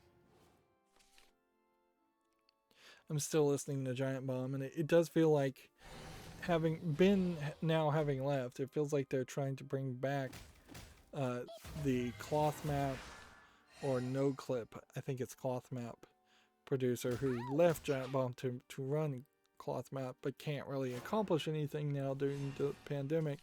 I wouldn't be surprised if there was some form of conflict there. Inherently, it kind of doesn't matter who they bring in or who they don't bring in, because at the end of the day, Giant Bomb is just not covering games. Like they're trying to cover Balan Wonderland, which I believe them when they say it's a garbage game, but like they also aren't finding new, entertaining, or positive ways to cover a game like that. And I just don't have room in my attention span to follow a site that's just gonna poop on every single game they don't like, particularly when they don't have any better offerings. There's just feels like there hasn't been any passion in Giant Bomb developers pretty much since Ryan Davis died. And they've just gotten worse and worse and more boring and more boring.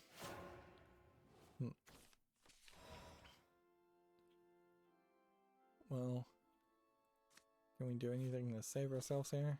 Such a lovely couple. We can do this. We can evolve this. It won't be long now. Bad people are evil. Stay away. Good luck. Famitsu has its sales updated from Gamatsu. I guess we probably won't get any more news on the story of the Famitsu writer committing fraud. Pretty much once it's announced they've been arrested, they disappear from the news cycle completely.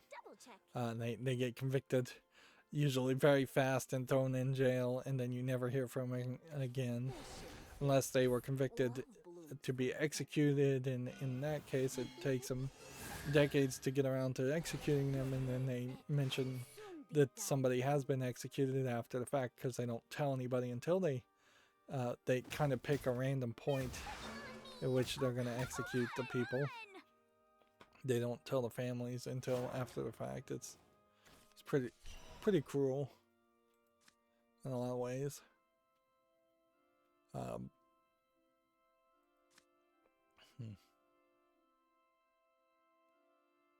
Bane to all the fairies in your hand. Can I get more fairies in my hand?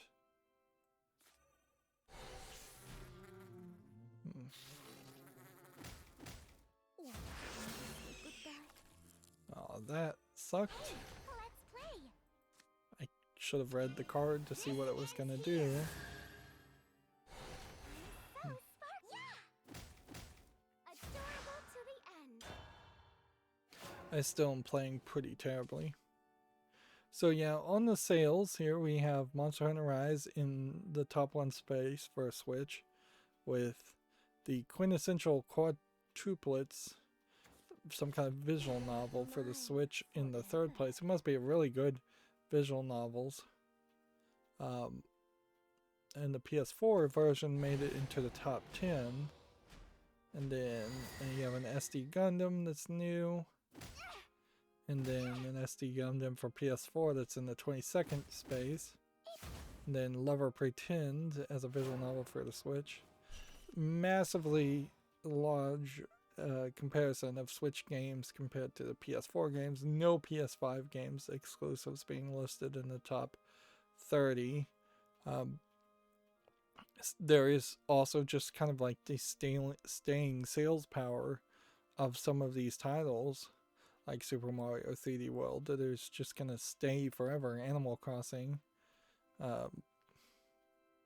So it really becomes questionable why there are even 10,000 people buying buying the PlayStation 5 digital edition, or 50,000 buying the PlayStation 5 when there barely are any PlayStation 4 games to play on it.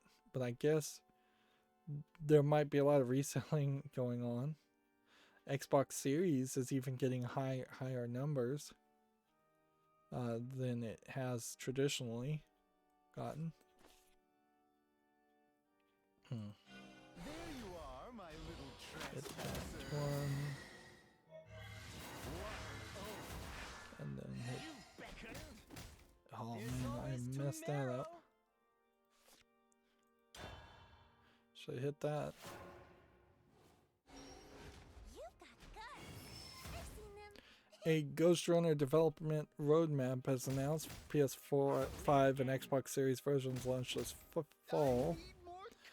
I feel like this is particularly weird since Ghost Runner was just acquired. But I guess maybe they were acquired so that they could get the funding. A game called Soul Crester launches in 2021. Looks like it's a shoot 'em up game. Come on, videos. It's from Platinum Games, which is I'm a little surprised about that. So it's a shoot 'em up game with 3 different ships that can take different formations. Which that's an interesting idea. I don't know if that specifically changes the way I would my attitude towards shoot 'em up games, but it certainly is an interesting twist on it. That, and then that, There's always tomorrow. and that. And might as well not do anything else because you just lost. We're gonna have a decent amount of Gamatsu articles and Gamasutra articles, I think, because those were the domains that weren't loading up. Let's see. A smartphone game called Fantasine Part 1 is now available. It's a RPG on Apple Arcade, which that's an interesting thought, certainly, to do Apple Arcade for a JRPG. Oh, I messed up there. You're done for. Bad people are easily away. Such a lovely couple. Well, I totally boned that up. I'm playing just terrible. Let's see. Furaraki 4 details navigation, photos, articles, and more. Gifu Prefecture spots. This looks like this is a photography game. We're going around in Japan. Which, I don't know if I really think that there's enough of a game here, or if this is a game that could really be easily translated and brought to the West.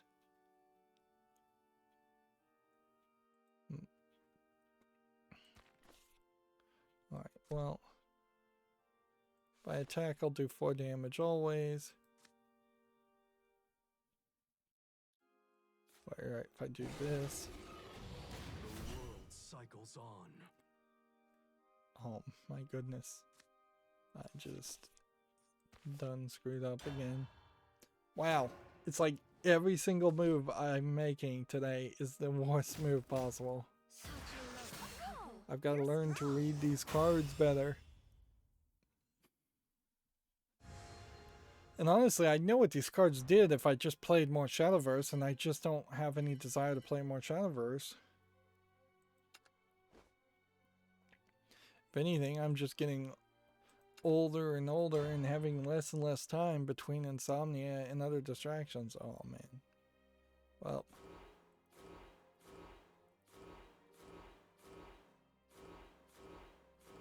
This entire deck, I think, is destroyed at this point.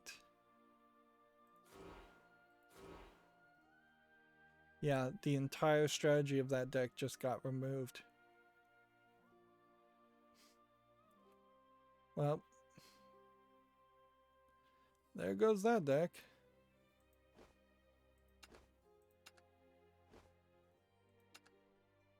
I need to just find a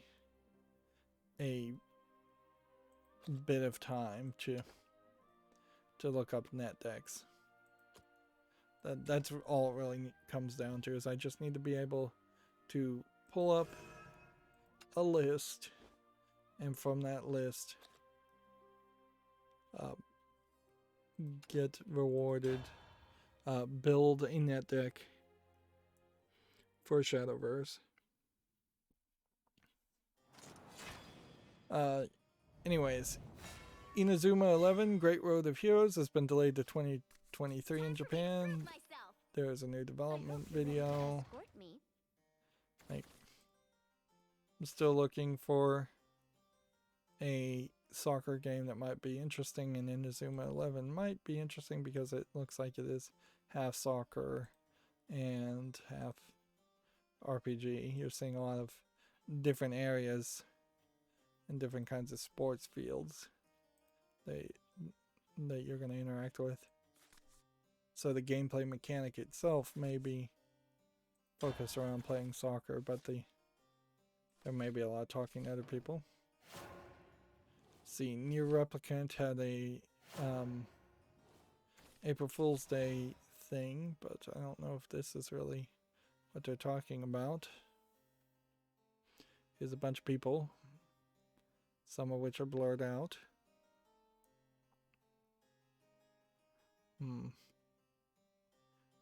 So yeah, New Replicant, not the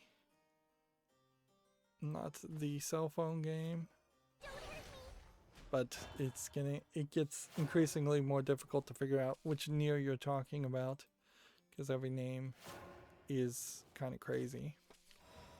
A game called Maiden and Spell for the Switch launches April 8th. This looks animated pretty awfully. Like Magic Girl Battler, it says. Yeah, it doesn't look like anything of interest.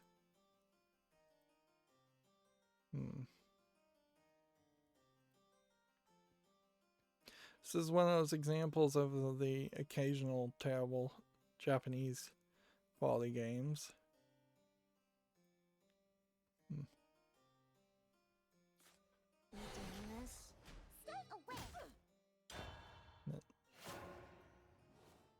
See, Ys 9 Mockstrom Nox version 1.07 update is now available in Japan. It adds 4K resolution support for the PS5. Let's see.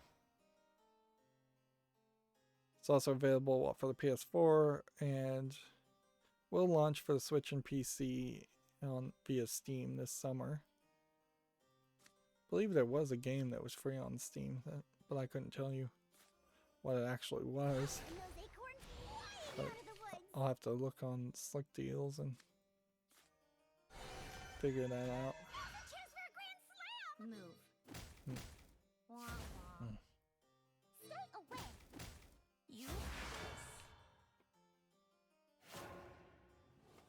Let's see. Platinum Games World of Demons is now available for Apple Arcade, which once again makes it feel like Apple Arcade has decided to try and have more Japanese style games. At least they've gotten Platinum Games to get on board with this. This is an interesting art style. It looks a lot like the one where you play as the wolf and you draw on the screen. But then this has more hack and slash fast-paced fighting going on, and it seems like there's a just whole collection of Japanese style demons being shown. This looks really interesting. It sucks that it's only on Apple Arcade.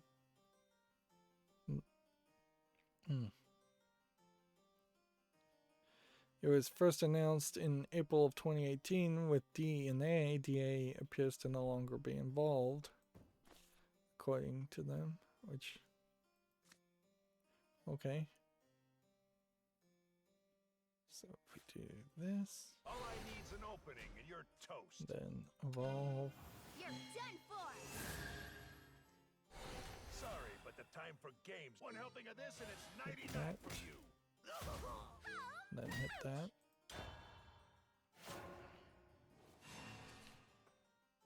A game called Clap Hands is now available for Clap Hands Golf is now available for Apple Arcade. This is from the creators of Everybody's Golf. You've got quite an assortment of people here. They're going through many different stereotypes. Here you've got like a ninja guy. Here you've got kind of an Italian golfer. Here you've got a blonde. Here you've got kind of a goth. Here you've got your typical Pokemon Go Ash Ketchum character who looks like he might be of Mexican descent. Then you have a more white redheaded, maybe Irish girl. And then you've got a black guy. And then you've got maybe a Spanish or Mexican or Cuban guy. And then a tall black-haired lady who maybe is Asian, maybe isn't. Just quite the cast of characters, which I guess that works really well, frankly, for a golf game in particular, which have been fairly notoriously all just white people, even with Tiger Woods being a big deal. It's a little weird, at least to me, to see that you have a girl carrying the bags. It seems like it is the same girl for every player. No, here's a guy. So it seems like they opposite the genders. Nope, not always. There's a guy. That time too. So you get potentially one or two bag carriers. The uncharted desert awaits. Hey, let's play. Now I feel like I crying. barely. Yeah, it seems a little weird to me that just logically, I don't think you would want a female carrying golf bags, because that's fairly heavy. Let's be honest. Let's be honest here. Best of luck to you. The average female is not going to be best suited to just carrying dead weight, where there are definitely some lunkheads out there, that lunkhead males. Maybe that's just me in the way I think, but Sorry, but the time for one helping of this and it's 99 for you.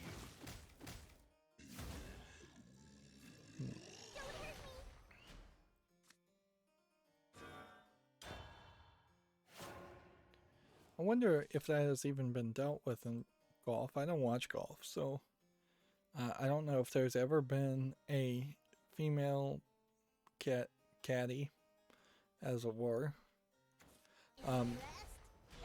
Inherently, most golf courses are private, and that's why there weren't people of colors allowed anyways. It was just straight up racism and certainly financial issues, economics. But also a lot of times caddies were lent out to the people playing the field, so you wouldn't have a private caddy unless you were a professional level golfer anyways. But even when you're talking the main tournaments, I wonder how many of those tournaments have rules that say no women allowed. I bet the number is higher. I vaguely recall there being some stories about that. So even as caddies, I bet there's definitely some racism and sexism in golf. Make a good son-in-law. Whereas golf is a very gender neutral game, relatively speaking. See how well you handle. Like, that there is elements to it that make it slightly unfair if you make the shots really, really far away. Then even professional female golfers can't hit holes in one.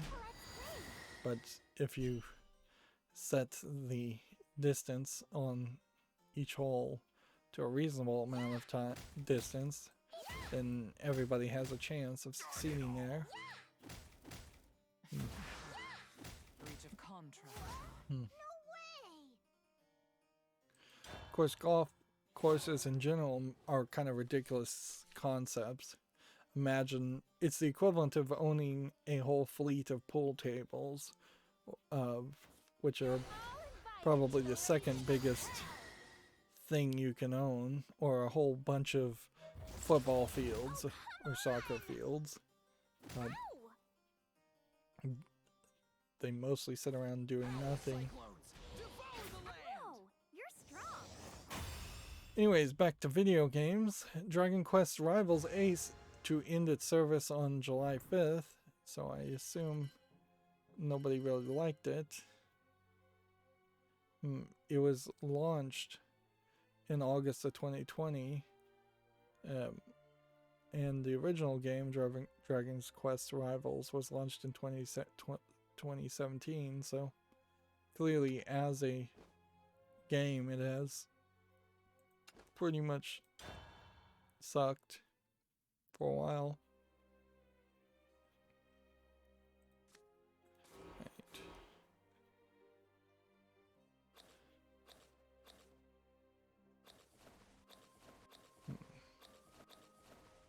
Let's see. New Belsar cards.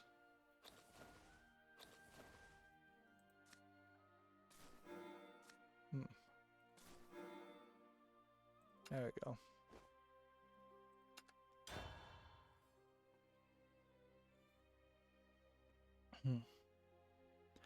Xbox Game Pass for console and Android adds MLB The Show 21 on day one. This was a Sony Interactive Entertainment made game, which that's weird that a Sony game is being A, made free on Xbox Game Pass, and B, is being released on Xbox platforms anyways. The Laid Back Camp virtual Fumoto campsite launches April 8th. We may have already talked about this. This seems like there might be two games around the same idea, where you're just basically camping. Yeah, it does seem like there might be two games with slightly different environments, and that they're just selling the same thing to you twice.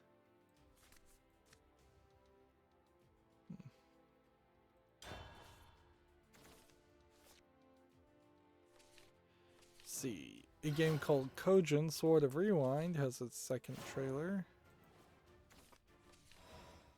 which, yep, seems like it is a hack and slash high action platforming game with time rewind abilities.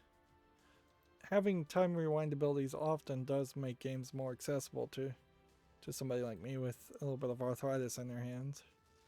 I kind of see something in this. This looks like this might be something that catches my attention. It will be for the PS4, Switch, and PC in 2021. Sometime in 2021. We're still getting a lot of that. Here I have a game on Steam called Septjours, Septlias, and Sepvies, which that's just French for like 84, 80, like 6, 89 or something like that. I don't know. I did not pay much attention to French. This looks like it is just a visual novel. I don't hate the art style, but I wish it supported English. It's free. It's French only. That's a shame. It's always nice to see a slightly different art style. Having this thick color band around each character and having each character drawn, not going for like a moe art style is great, not going for a comic Marvel DC art style is great. Just give me something different and don't try to copy everybody else.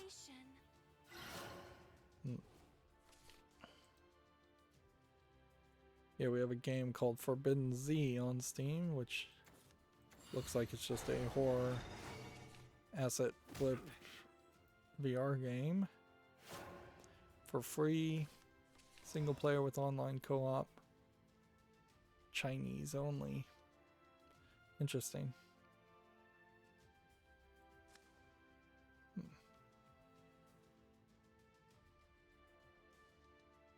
Could do -4 now.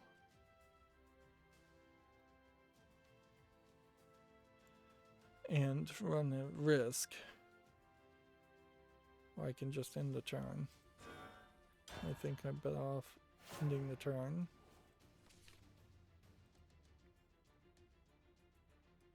Let's see, Gamma Sutra kind of has a blog here how some indies are approaching photography mechanics in their games. Which, okay. It has been a while since anybody has even tried photography mechanics, and I feel like now's the time to give another attempt to it. I am seeing a increase in like pure veganism, as it were.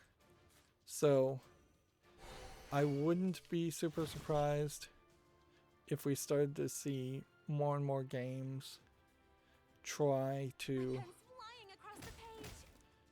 specifically not be so violent against humans or animals.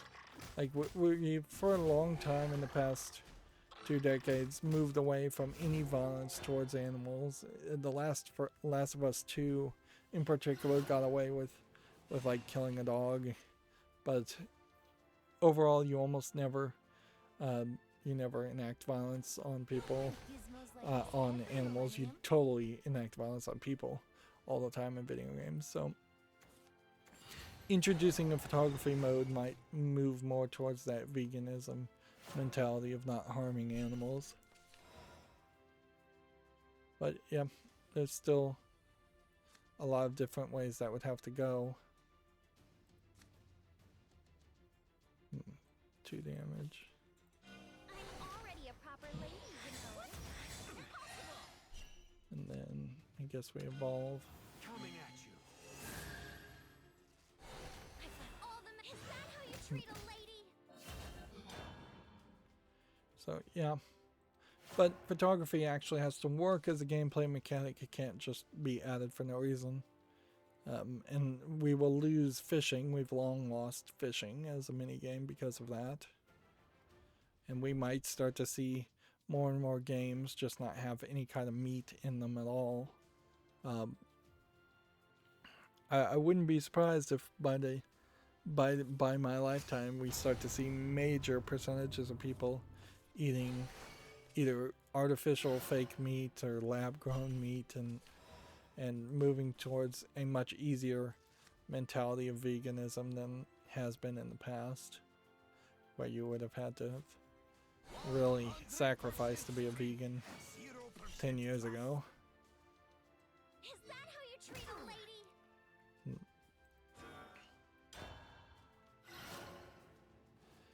Let's see. Jim Drops has announced an original 3D action game due out in 2023. I guess that is an announcement for an announcement, really. Virtual Fighter 5 Ultimate Showdown has been rated for the PS4 in Korea. So we kind of know that that's going to go. Gamatsu has a Resident Evil Village 5 minutes for the PlayStation 4 Pro gameplay, which okay. The thing that is going to be an issue, interesting you have a knife in a Resident Evil game, is that the demo section and is going to be, and the intro section probably going to be very memorable, but if it's like Resident Evil 7, eventually you move out of that section and then there's a lot more content going on. Yeah, there's just like blood flooding this winery. Either wine or blood. I'd assume it's blood.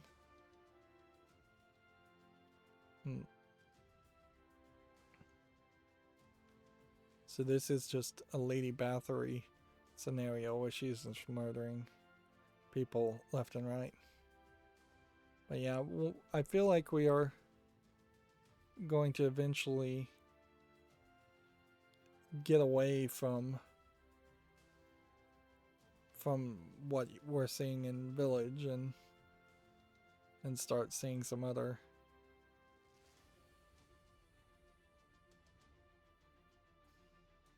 elements than actually playing.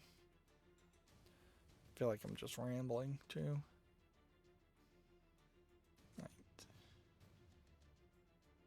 Alright, we'll do this. Do this. Kill those two.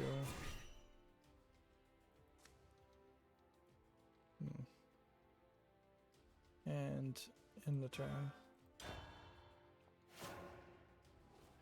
I think it's important to not get overly hyped as far as the as far as Resident Evil Village, because there might be a second part of that game that is made by the Japanese team that's pretty bad. Although in Village, I think all of it's being made by the Japanese team, so they might be trying to pull some bait and switch here, where it looks a lot like Resident Evil 7, but then it ends up playing a lot closer to Resident Evil 6, which is the worst game. Or it jumps all around because they don't know what they're doing. That could also be a case. Alright.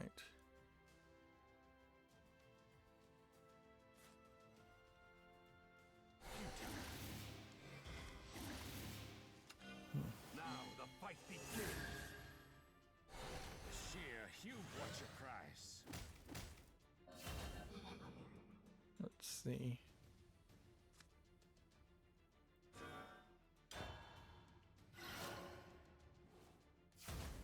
Moving on, we have Final Fantasy XIV for PS5, 16 minutes of gameplay from Gamatsu. If you're interested in looking at that, I need to burn through more games.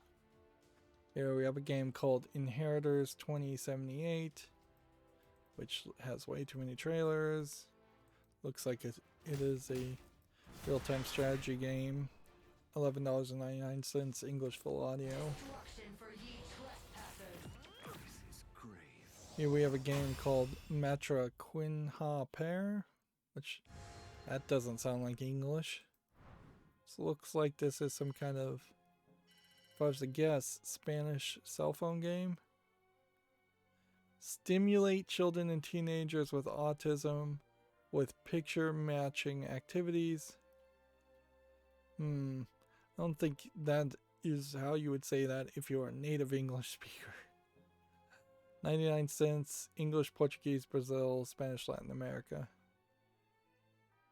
Yeah, I think this is possibly a new low in making a low effort game and then trying to say it's for autistic children.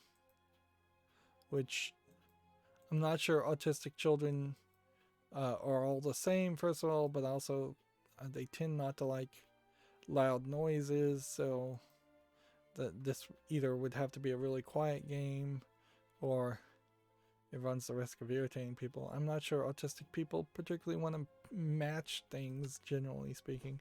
I don't think autism equates to OCD. So there's some weirdness there. Here we have a game called Sands of Fire, which this is being published by Ziggurat, so it's another one of these really old games, but they don't seem to ever.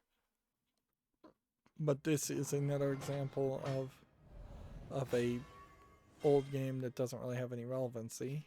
$4.68 English only. I think we can pass on that. I really would be scraping the bottom of the barrel of games if I'm just going to try and buy every single old game that ever existed. Because at a certain point then I'm just making the argument I should own every single game that ever existed. And I will never have enough hard drive space for that. Nor does that matter because I don't want to play every single game that exists. This is another old game. This one priced cheaper at $3.34 from 1989.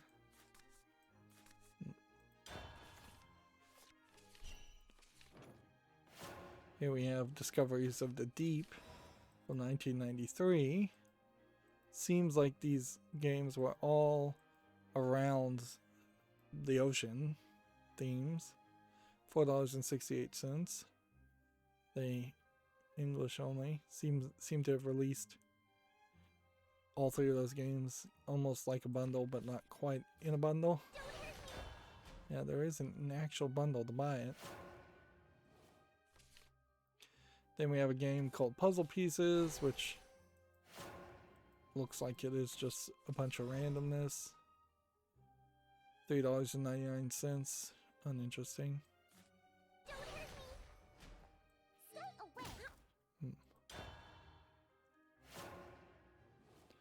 I guess the goal here is to switch your center puzzle piece so that it matches, doesn't break.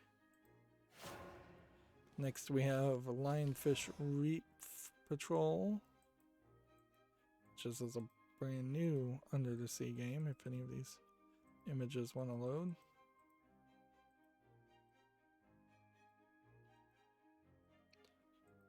Yeah, I don't see anything of interest here. It's free to play, English only. See, going to an actual reef and seeing something like that is way different than virtually doing it. And yeah, I might be interested in seeing an actual reef because of the experience there. But I wouldn't even be particularly interested in that. Here we have a game called John Christensen. John Christensen game is a story of heroism as a young man who, after receiving the armor of God, goes in search of imprisoned lives. On his journey, he will need to face obstacles and enemies who want to keep people in prison. So this is a oddly religious specific game, but I suspect it's kind of a low effort asset flip game too. Why is it always little kids? I have to ask that question. At least yeah, it would make a lot more sense in this story for it to be an adult that receives the armor of God. And English is not supported here. Portuguese, Brazil. This is right around Easter, so I could see the idea of doing this, but yeah.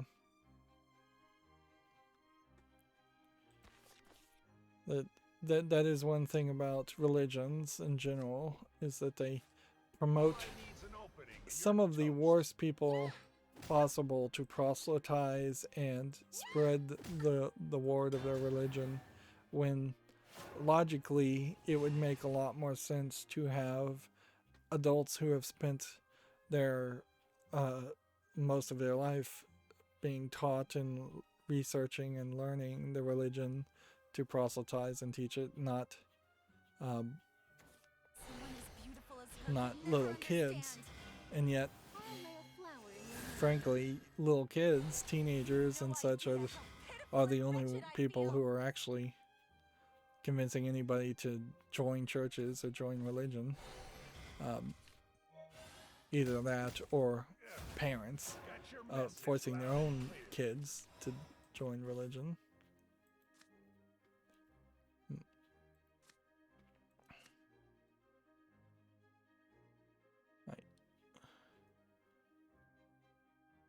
have to remember how that one works so I don't mess up again.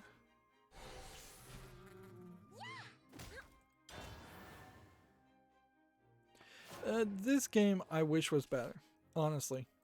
I think that Christianity does deserve a good religious game that wants to tell their story, and if they can make a real good game around that.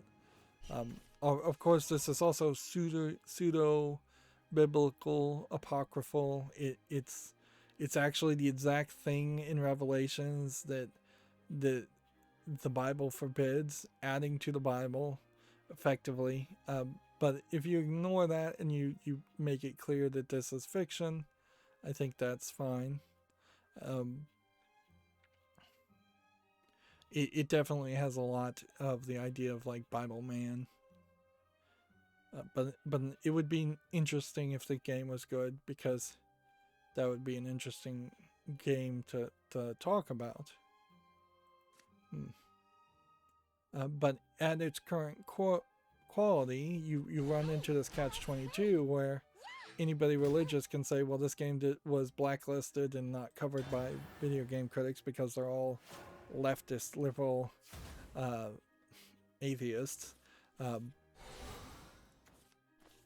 Whereas I think the reality is that the quality is just not that good.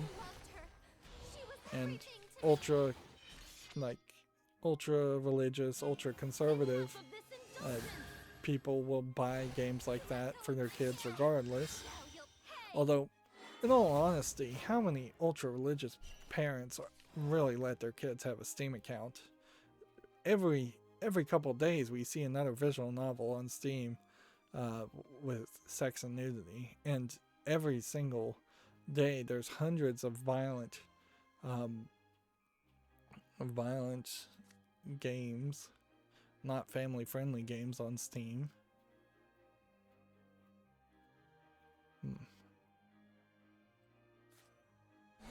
Fortress at 12 o'clock. Let's see. Okay, I guess we evolve this. You're done for. Ooh, a baby. Gotta report this lickety split. It's kind of ridiculous that El Shaddai, a Japanese, only very loosely inspired game, is one of the best religious games out there, or Bayonetta is one of the best religious games out there, and that is completely not related to Christianity. It's just using the imagery slightly. Speaking of violent games on Steam, here we have a top-down twin-stick shooter called Shoot 'em Up, which is not actually a shoot 'em up. $4.79, English, allegedly full audio. Here we have a game called Super Pixel World, which looks like a platformer. I like the art style though, so I almost am willing to give it a chance. $3.99. I'm gonna put this on the follow list just to see if people actually like it, but I wouldn't be surprised if it's super short or super frustrating. $3.69 doesn't kill that. I shall give birth to a new world. Together forever. And then could play this. And then I can play The this. uncharted desert awaits.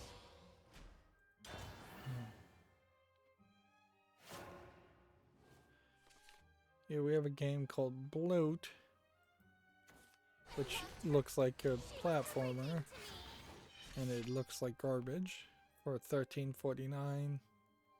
Bunch of languages, allegedly every single language being supported. Here we have Guardians of Grey Rock, which looks like it is a card game. You may not have enough variety in their card games. The problem with CCGs or deck building games, which I'm not sure if this one's a CCG or not, when they have items as cards, they get really boring that way. Notice that one of the reasons why I play Shadowverse is because every single card has a person, something human relatable on it. Alright, so do I want to kill that? Do I want to do that? And that? That. And that. Do you understand now? Let's play. These cards don't look terrible, but I'm not seeing an actual game menu here. Seems to just be highlighting the cards.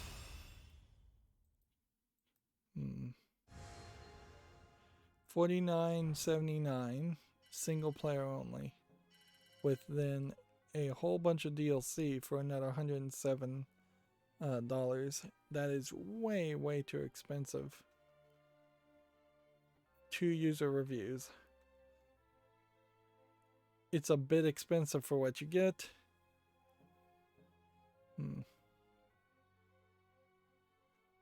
100 unique cards for the main game. Yeah, I don't think so. I think that is a big no thanks for me as far as Guardians of Grey Rock. The Summer Game Fest, which is the new Steam thing, I think 2021 is set for June. Nope, this isn't Steam related. This is Jeff Keighley related. For me to prove myself. Okay. Forest is angry. Let's see. Oddworld Soulstorm quick look gameplay videos is available. So yeah. Some elements of Oddworld Soulstorm, which I assume it is still a stealth sneaking game.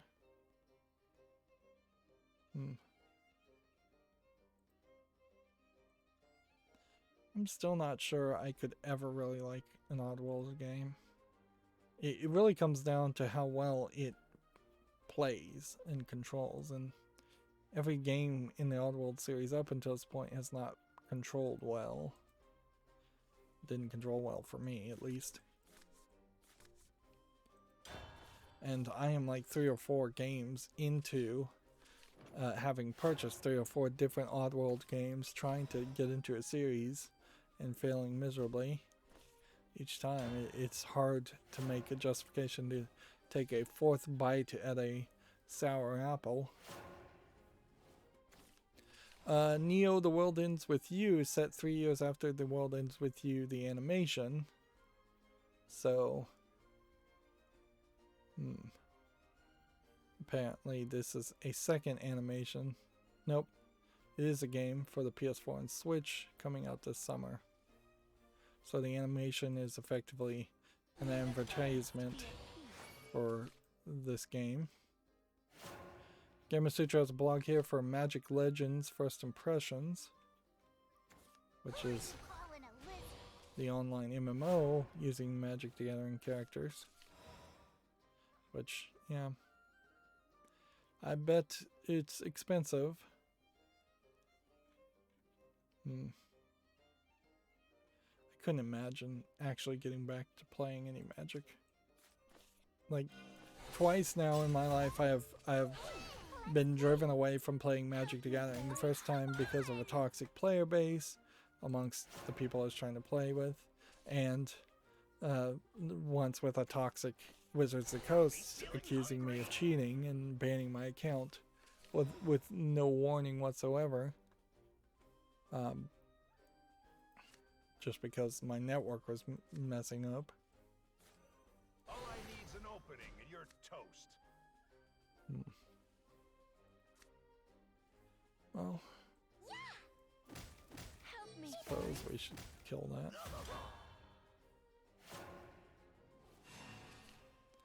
that.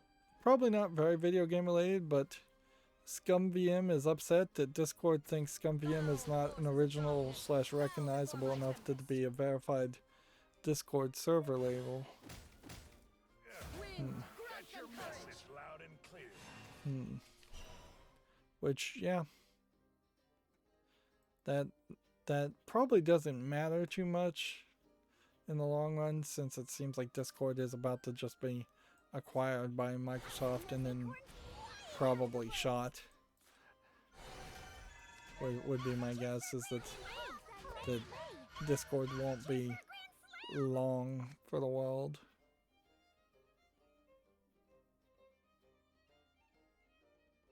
Once Microsoft owns them.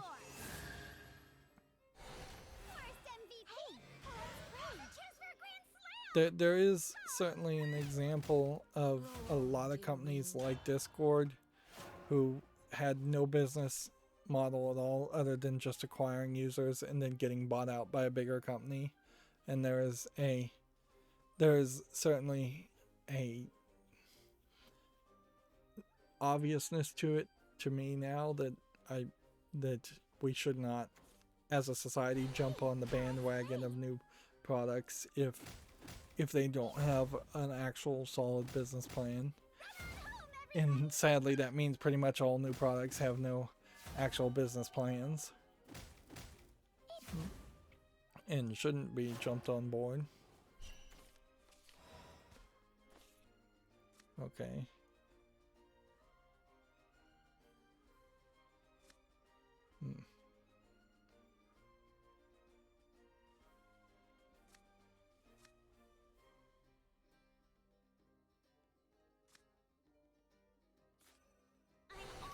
proper lady, you know. Hey, let's play. Yeah. Oh, come on. Gamma Sutra has an article here, and I don't know what really to make of this. Which YouTubers are the right ones for your game? Generally, I think pretty much the answer to that is none. You should not be making your game for YouTubers. Like they're mentioning Northern Lion, somebody I don't watch, Splattercat Gaming, somebody I haven't even heard of, Wanderbots, haven't heard of them. But yeah, I just don't feel like there's a good move there to be making your games focusing on YouTubers, particularly since it may take you 4 to 8 years to make a video game, and by the time you get around to making a video game, decent chance that whatever YouTuber you were targeting has stopped covering those types of games or has been canceled for doing something inappropriate. It won't be long now. Ooh, a baby bird's nest. Gotta report this. Hit lickety this. split. And then that, and then that, and that, and we'll play that, and that, and then we'll attack with that one, I guess.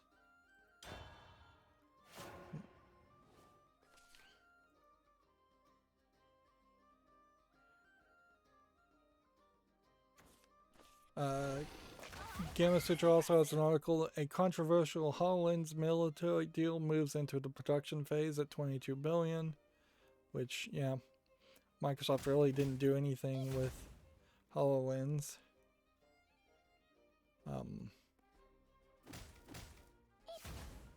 But yeah, Microsoft doing business with the US military is, in my opinion, very similar to so many other businesses doing business with the US military.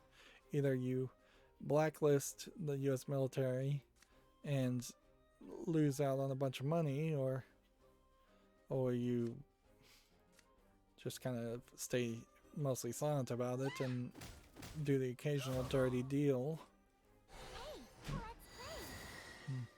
And I don't know if there was much of a controversy really around the HoloLens deal, other than it was kind of handed to Microsoft during the Trump administration out of spite. But that's just cronyism that happens all the time. It just happened blatantly and outwardly, obviously this time. TechRaptor has an article, a Super Mario Brothers has sold for over $600K at auction. I find it odd that there are still so many people that still have like game cartridges mint in plastic, mint in box versions, or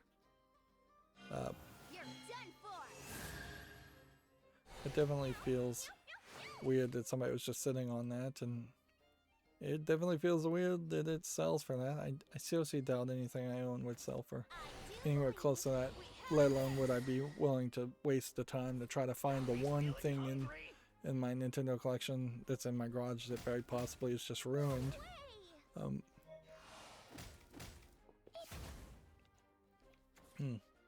Yeah, before the pandemic, last year was going to be the year I finally got rid of the Nintendo collection and gave it to a museum.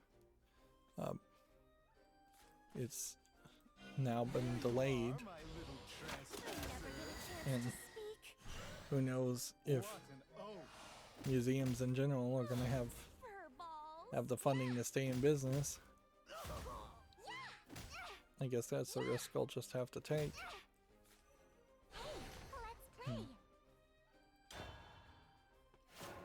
Let's see. TechRaptor has an article here. Outrider servers are down amidst ongoing struggles. This does certainly explain why the reviews were so bad for Outriders.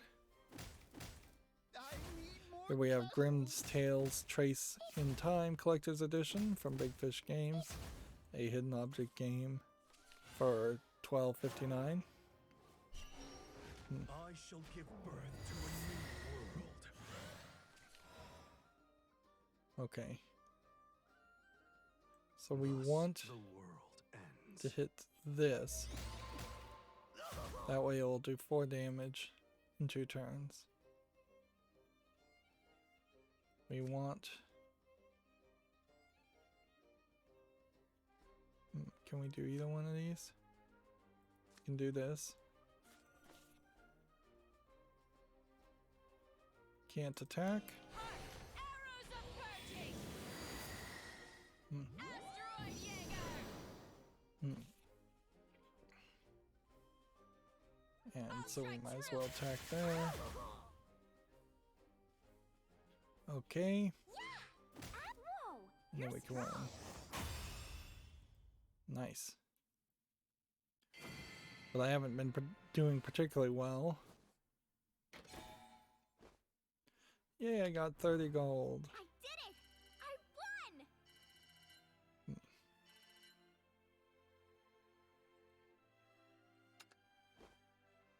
Let's see.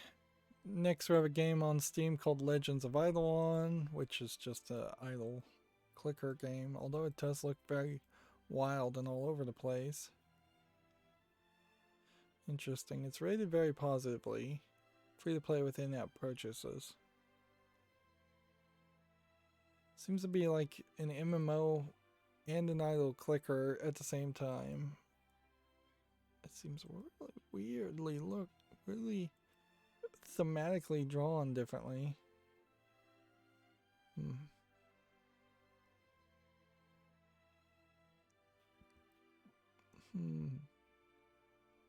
Yeah, it definitely feels like a game that's just doing a little bit of everything. That's kind of crazy. But it's a free-to-play game, so I'm not going to cover it anyway, so let's just be honest.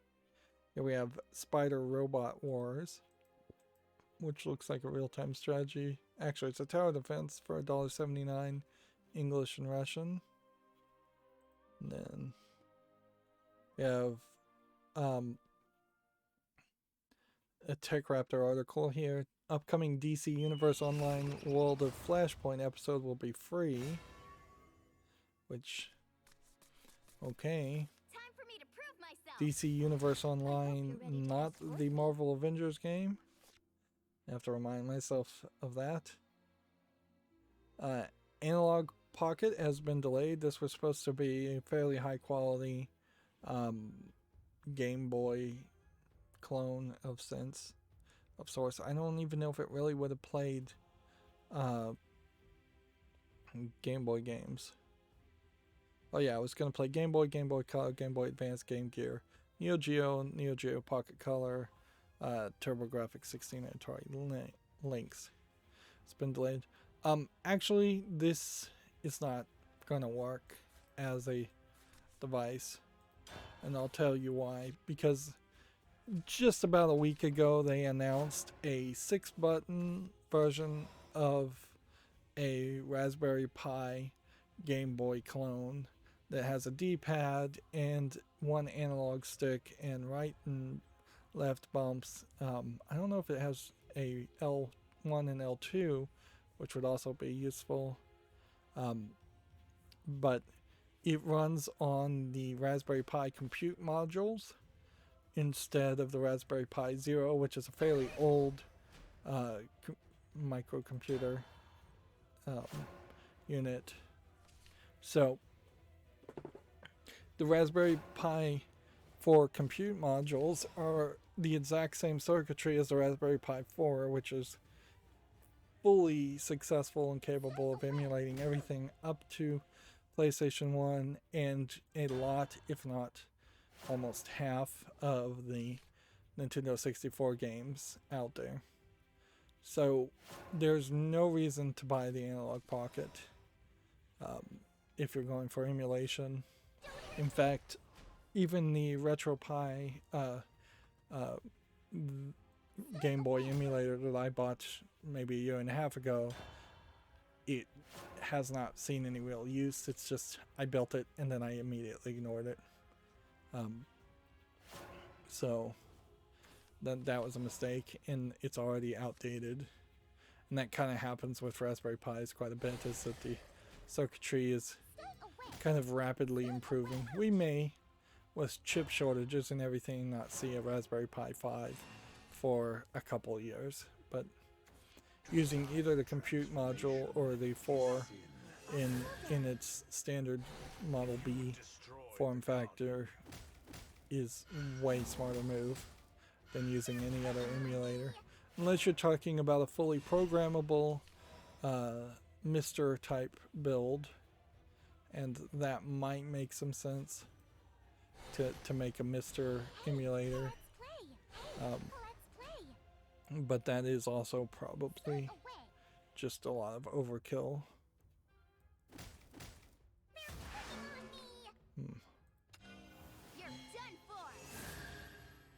Let's go ahead and just kill this guy.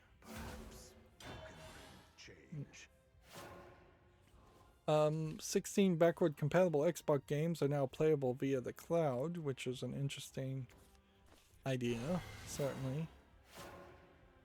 Particularly old games being playable through the cloud does make more sense.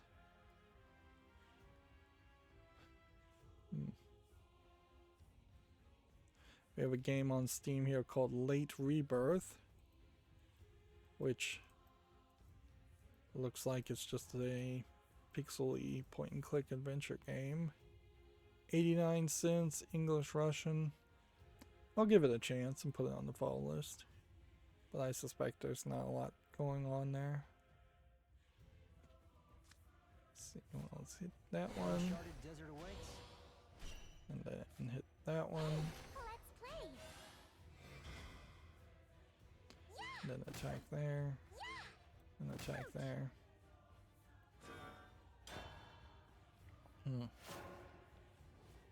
Here we have a game called Maze Workout Lost Urban Exit Trials 1. This is clearly an asset flip escape the room game for $1.99 with a third-party EULA.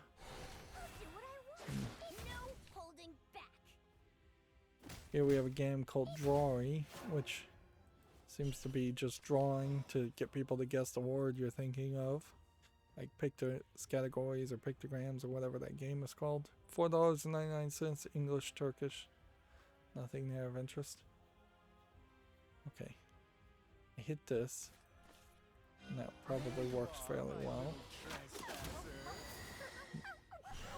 I guess you want to get this into play as quickly as possible to get the most use out of it.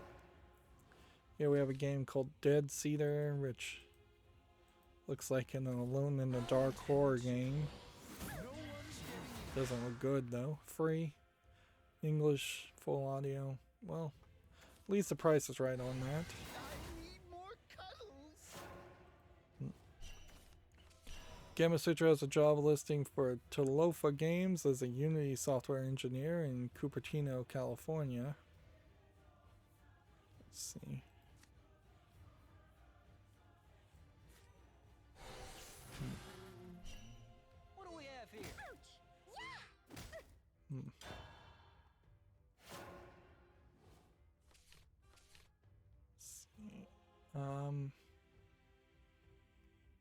Live stream Escape from Hotel Izanami full-length trailer. It's coming out for a dual Switch on April 15th. This is a Gematsu article. The one I was destined to battle. Is this an adult game? Oh, come on! I feel like we saw this. Yeah, so they're Prisoner of this world's whims. they're going through this creepy like hotel. I have to escape the room.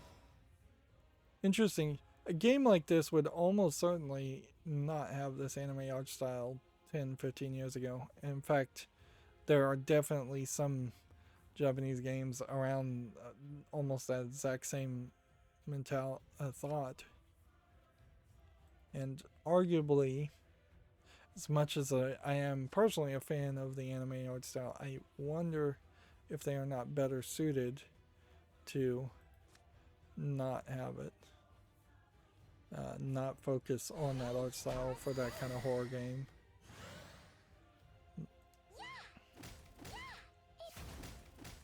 I won!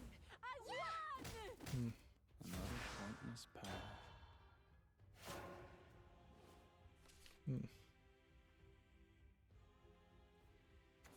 I am a prisoner of this world's whims. Like, see, Nier Replicant had an April Fool's Day trailer. I don't think there's really reason to talk about that, but if you're interested, Gematsu has that article. We may start running into the April Fool's Day stuff. A Yuri short mystery visual novel called Kanda Alice Mo Shuri Suru has been announced for Switch. No trailer there. Mystery and lesbian, that's what Yuri means, is interesting mix of two different things, but okay.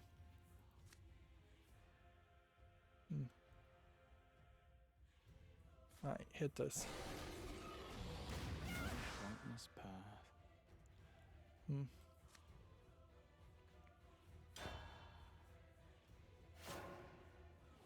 I am a prisoner of this world's whims. Here we have a game on Steam called Quiet Thoughts, which looks like it's a platformer with some decent animation.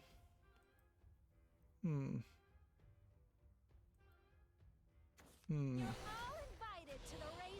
feels like a somewhat surreal type game.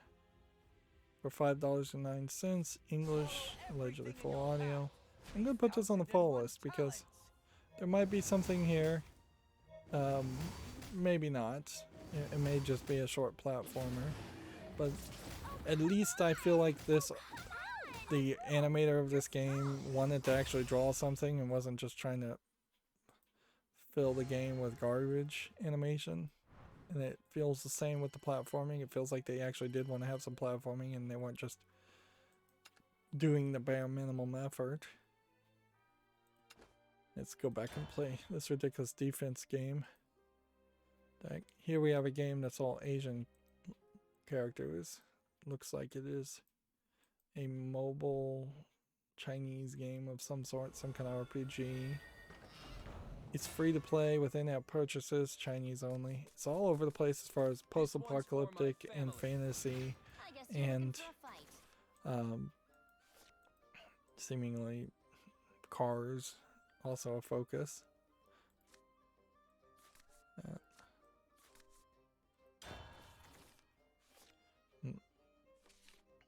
Here we have a game called Ant Simulator, which by the graphics on the name, you know it's not going to be that interesting. I couldn't imagine wanting to play as an ant. 59 cents English Chinese. Let's see. Atelier Online Alchemist of Brazil Isle or Bresile is coming to the west.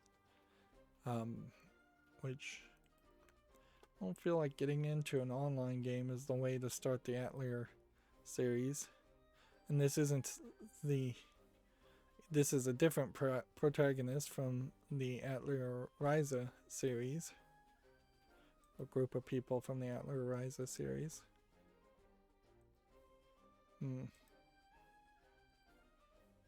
So yeah, that's a weird one to potentially bring to the West. Hunting dragons. And I couldn't imagine me like abandoning something like Shadowverse and playing an online MMO or something like that instead, which that would be about the only way I'd be able to play any kind of consistent online MMO. Otherwise, I would just never have any time to do any pre-recorded footage and play any of the other games. Czech Raptor has an article here. The ESA says that E3 will be a free event. There was apparently a rumor that some of the E3 event would have been behind a paywall. Apparently that was wrong. So they're putting out a correction, which is the right thing to do. Get back here. Unbelievable! That may have been a leak intentional by E3 to test out their the response. I wouldn't be surprised if E3 would like to make things a pay event of some sort, but you really cannot serve two masters. Either you're trying to make a process to announce games, or you're trying to make money by bilking people who are hyped about the idea of new game announcements. And I feel like E3 in particular is trying to do the latter and milk people out of money more than they are even trying to actually properly announce games. Here we have a game on Steam called New Yankee Under the Genie's Thumb, which looks like a resource management game. Doesn't look terrible. $5.59, English, German, Russian. Just not the type of games that I play. Here we have a game called Goblins, which looks like it's just a low effort tower defense game for $4.99. Let's see. I can evolve this. I can then play that, but not both. I can deal 3 random damage. I'm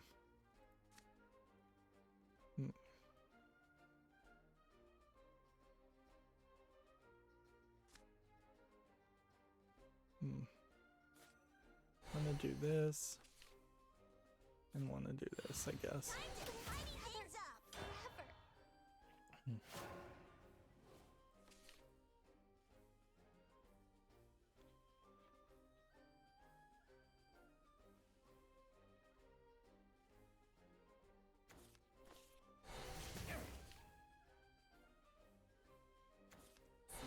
Going through some. Never understand. It won't be long now. You've no idea how pitiful and wretched I feel.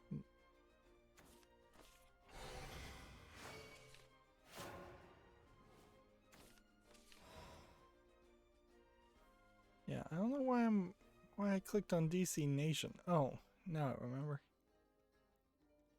Yeah, apparently at some point they decided to make a Ruby Justice League Volume 1 DC Digital first. Which Ruby, as a animated process that has some games, is somewhat related.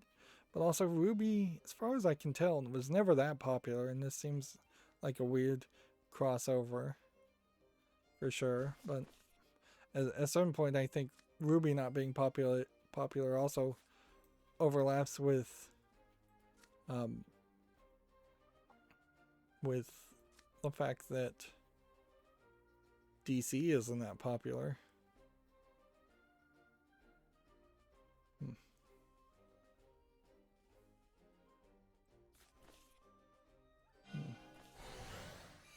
Stay away from me.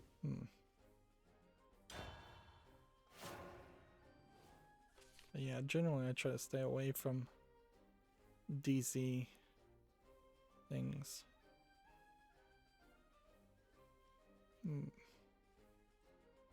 other than like Warner Brothers, DC, Lego games. Gematsu has an article. Square Enix has merged Visual Works Division and Image Arts Division to form Square Enix Image Studio Division, which that sounds like a little too inside baseball for my interest. Someone as beautiful as her could never understand. Tech Raptor had a review for I Saw Black Clouds, No idea how pitiful and which wretched I feel. is some kind of full motion video, You are and indeed they gave it a responsible. 4.0. Someone As a beautiful player, her I could feel never often understand. felt appeased. I Saw Black Clouds like a child pretending to play their older sibling's console. The controller's off. Well, it should be often felt appeased by, and they're really in charge. But I certainly felt like I've done something. I Saw Black Clouds isn't worth perpetuating the facade for. Sometimes you're just better off putting the controller down and walking away. So, pretty much they hated it. Alright, well, I want to do this. Raging flames have got your back. And I want to do this. I do believe we have a case. And then I want to do this. Twig won't do a Stay thing. away from me. You And smell that. suspicious. Stay away from me. The pros are it's initially intriguing and does provide some scares. The cons, it's a messy, fairly tactless story. Drawing cuts and studio design choices aren't very interesting, and it's filled with glitches. Okay. Someone as beautiful as her could They also never had a review understand. for a game called The Shore. Remember, these articles were not viewable on Wednesday because of the network down. They gave it a 5.0. While The Shore is visually impressive, that's almost the only thing it has going for it. Not even hardcore Cthulhu fans will find fun here. Pros, stunning visuals and great sound and atmosphere. Cons, boring, quote, puzzles, dull combat, and uninteresting story. Right. Let's have at least 5. My raging flames have got your back. And then does this have 5? Raging flames have got your back. Twig won't do a thing. Twig won't do a Stay thing. away from me.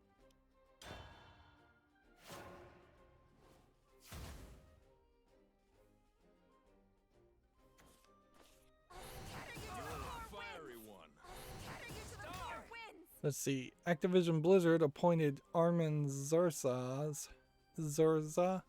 as the new chief financial officer.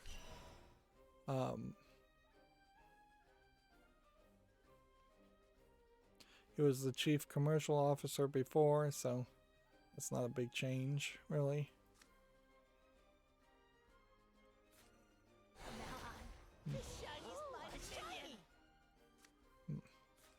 My dragon and I are one.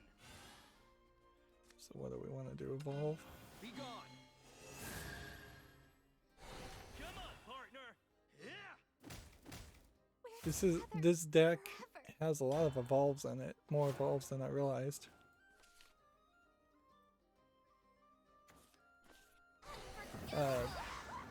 Tech Raptor had an article here. Resident Evil representation, the women of the iconic horror franchise. Now, in all fairness, it's not like they've done a great job of female representation prior to 7. Like 7 gets decent, but when you think about a lot of the other representation of a lot of the female characters in 6, 5, even 4, it's pretty bad. I don't know if 1, 2, and 3 really did much better. So the reboot is trying to do it well. But it is also, I think, fairly... if the argument here is that they are...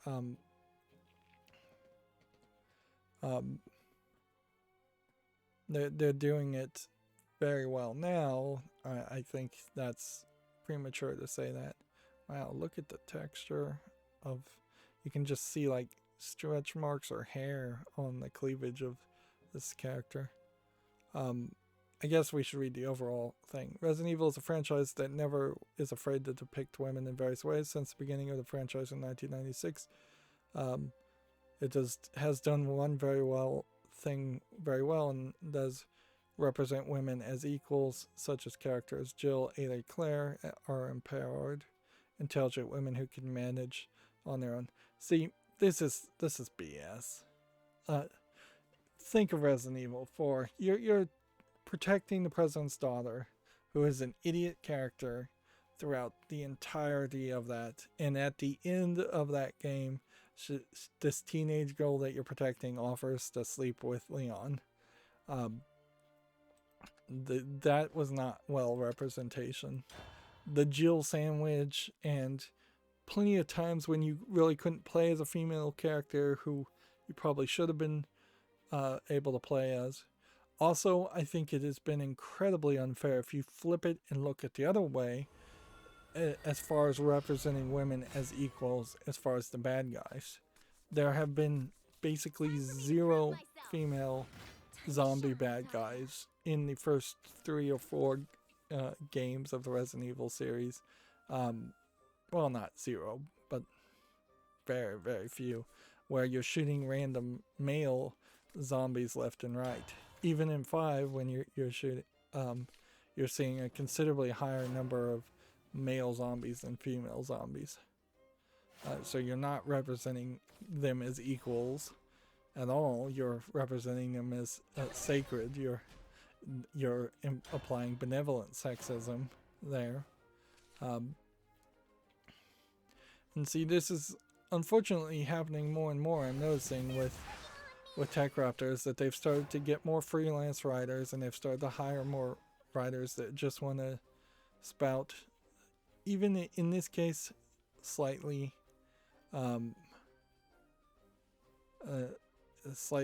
SJW. I don't feel like this is incredibly raving SJW, but this is also an article that the editor should have said no to.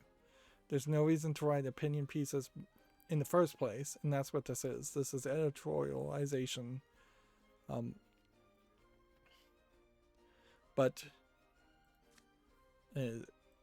it's just technically inaccurate.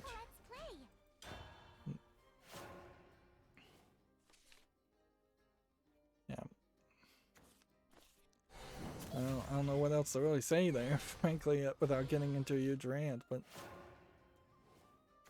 yeah, and off the top of my head, what would be an example of a game that treated people as equals? Video games? Abandon me. I'd say even the Lara Croft reboot series kind of have this problem in which you aren't fighting any women for as many men as you're killing. So the bad guy balance is way off. You'd almost need a game that just randomizes the enemies' gender. Sadly, I think Pokemon's probably the most treating both genders as equal. Yeah. I think Pokemon is your example there. And some of this clearly is just long-seated histories of genders being treated differently by Japanese developers in particular. But yeah, you play a Pokemon game, even the original Pokemon game, some of the gym leaders were male, some of the gym leaders were female.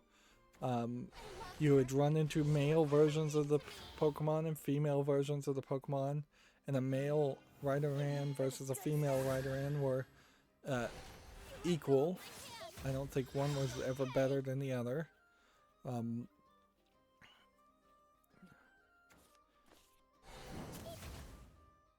But yeah, don't say Resident Evil. If I was trying to find one specific horror game where people were equal like that, Rule of Rose might come into play.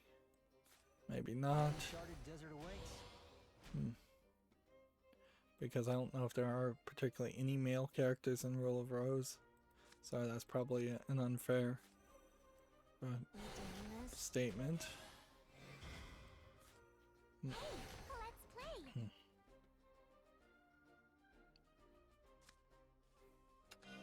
You're done for. Horns also make good web move. I'm out of cash. Yeah, I think we'd have to deep dive into some really obscure horror games to think about it. Or you have to make the exception that games like Neptunia that probably have no male characters at all are treating each female character equally, which I don't think that's a fair comparison either. And Neptunia is not a horror game.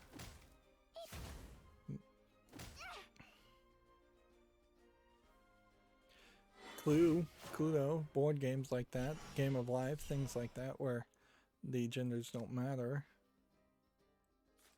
that they might play a role.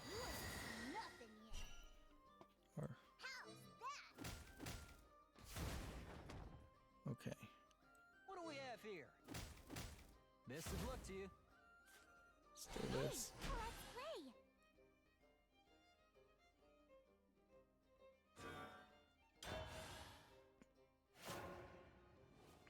Moving on, we have a game on Steam called Mystery Solitaire Dreamcatcher. Yeah, I really cannot think of a single horror game that I think does a good job there. But there aren't too many long-running horror series in the first place. So, yeah. This is just a solitaire game for $2.99 with several languages. Almost done, but then I need to go through the whole twist again and the whole Twitter and figure out. Here we have a game called Jardanians, which I almost feel like this is based off of Captain Sparkles, the YouTube streamer. But I guess not. Does look like it's just a Arkanoid clone for $14.99. That is way too expensive for what it is showing me, so no to that. Here we have a game, La Intrepid Le Future de Imperfecta. The Intrepid Future Imperfect Future, if I translated that correctly. Again, I did not pay attention in French. And in all honesty, I was extremely cruel and mean to the French teacher that I had when I was in school. This is $11.69. The teacher made the mistake of saying it was her first year teaching, and I took that as a challenge to break her as a hormonally imbalanced teenager at the time. And I succeeded at it, and she did leave the school and move to a different school after that. I'm not going to put this game on the full list, but as one of the major things in my life, I feel like I regret, because it was uncalled for and cruel and mean, and I attacked her every opportunity, and she was too weak of a person, possibly because of her gender, to fight back or do anything more than kick me out of class. And I did not want to be in the class in the first place, and the school had implemented an arbitrary rule that every student had to take a second language when I did not want to learn a language at all. And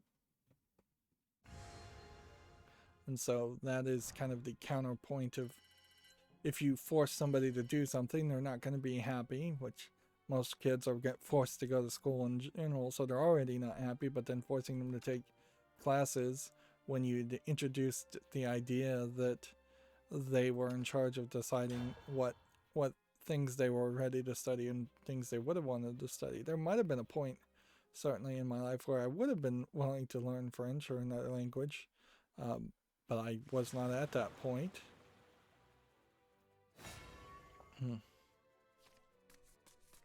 And so I took a lot of frustration out on an undeserving victim and bullied her, which is kind of ridiculous that like, I think I was in junior high school at the time, student was bullying the teacher, but that's literally what it was going on.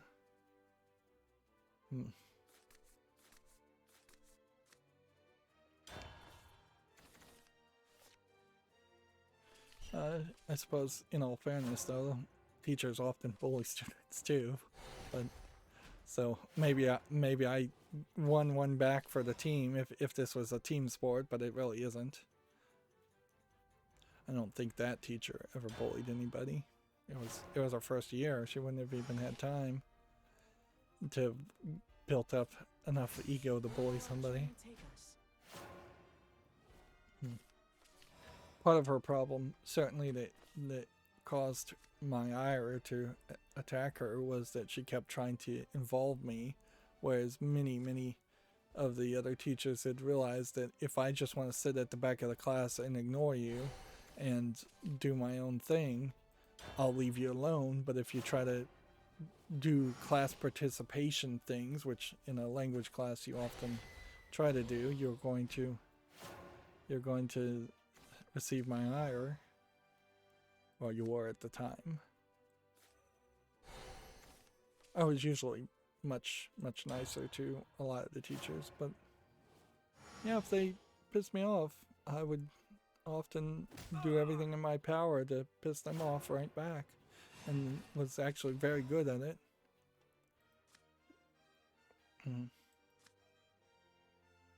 Which is really funny because now, years after being in school, I actually do enjoy learning new things quite a bit. But the difference there is it's when I'm ready to learn it and it's around a thing I'm interested in learning. If somebody tried to force me to learn something, they probably still would not get a very positive response from me. Be gone. Come on, partner. Yeah. And that's part of the argument around just over-testing and over-educating students and just cramming things down their heads to make them regurgitate it for a test, instead of instilling a desire to learn new things and a desire to know and understand the things that they're being told. And certain people will want to learn some subjects more than others, and that doesn't mean you can let kids graduate from high school and not be able to do math or read or spell or anything like that. But after the basics, there are a lot of electives that are not that important, or not everybody needs to know it. There's so much knowledge in the world. There isn't a great argument for different people learning different things.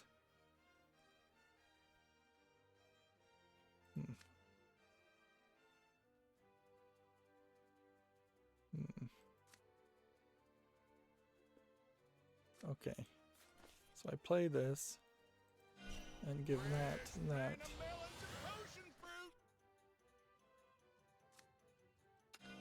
evolve this.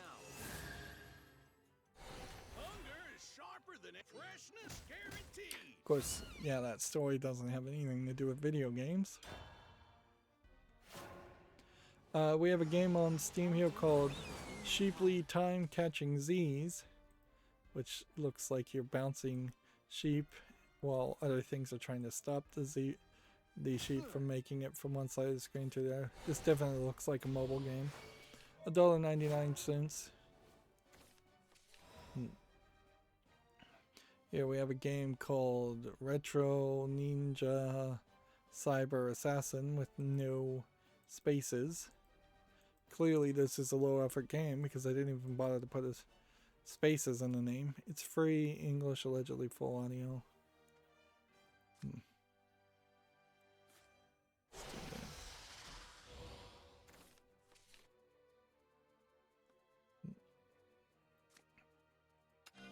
Time to say goodbye.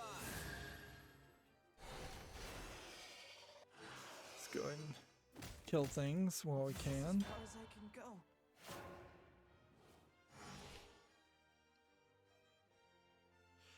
Here's that article. I was kind of talking about this. An artist allegedly stole art featured on some of the new Magic the Gathering card. Which, okay. At a certain point, using a Magic the Gathering art to draw a character from the Magic the Gathering universe to draw the same character, at a certain point stops being stealing and just starts to be efficient use of your resources. You wouldn't really have any accusation around this in general if you had just contractors or if you had hired employees.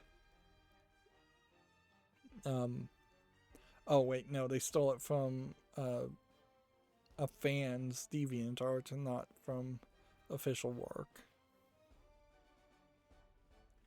Yeah, that sucks. That's unethical. But I imagine it happens more than you would think. My raging flames have got your back. And a lot of the professional artists that get paid to make art often get revealed to be pretty pathetic plagiarists and terrible at their job. Won't do a thing. This is pure craftsmanship. And it really is questionable why there isn't a better hiring process to hire artists. But also it probably implies that there's a lot of time constraints and pressure put on artists when true artists should probably work at their own pace, which is probably incredibly too slow for any capitalistic endeavor. Which once again just highlights that real art can't really be made if money is involved. Because once money becomes involved, there's a time limit, there's restrictions, there's limitations. It is no longer just what was in that artist's head that they wanted to pull out of their head at the time that they wanted to pull it out of, show it to the world.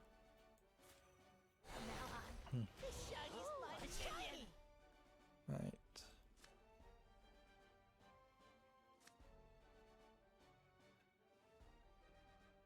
See if we can pull this off. Nope. We cannot. TechCrafter has an article here. Games from the haunted PS1 demo disc 2021 to watch out for. Apparently, somebody released a PlayStation 1 demo disc in 2021, which is a collection of games that also was listed on itch.io.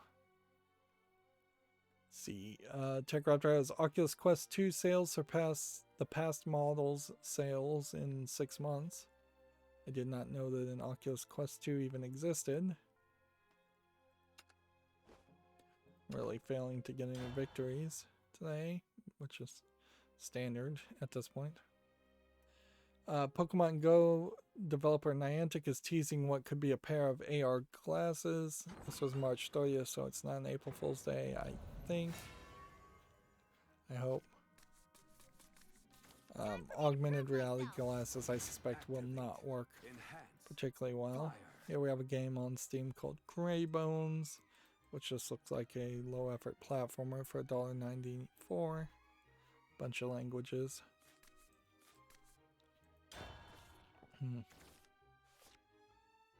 Here we have a game called Minigun vs. Swarms of the Zombie Apocalypse, which is just an asset flip game. Yeah, flying in a helicopter or having miniguns or machine guns. This is English and Chinese. Early access, not out yet even. That is something that would be a mini game, not something that you would want to do a lot of times. I'll get production up and running. Yeah, we have a game on Steam called Zombie Friday, which looks like it's a In the Darkness top-down twin-stick shooter for $5.99. Nothing there of interest. Stay away. Guess we kill that. I'm so useless. And then we hit that. Hey, let's play. I guess that gives us an advantage. I don't know. Here we have a Gamma Sutra article. Dear investors, CD Projekt shifts its agile development, focuses on the future. Which, was that really mean? That they're gonna try to do things differently now?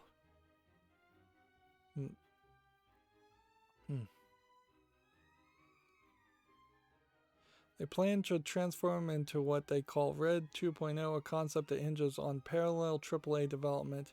We want to improve the way we make games, and Red 2.0 is a starting point. This includes centralizing the Red engine to serve two franchises, Cyberpunk and The Witcher, which is pretty much what every major publisher tries to do, is we want to use our engine to do everything, and it never creates great games because of it.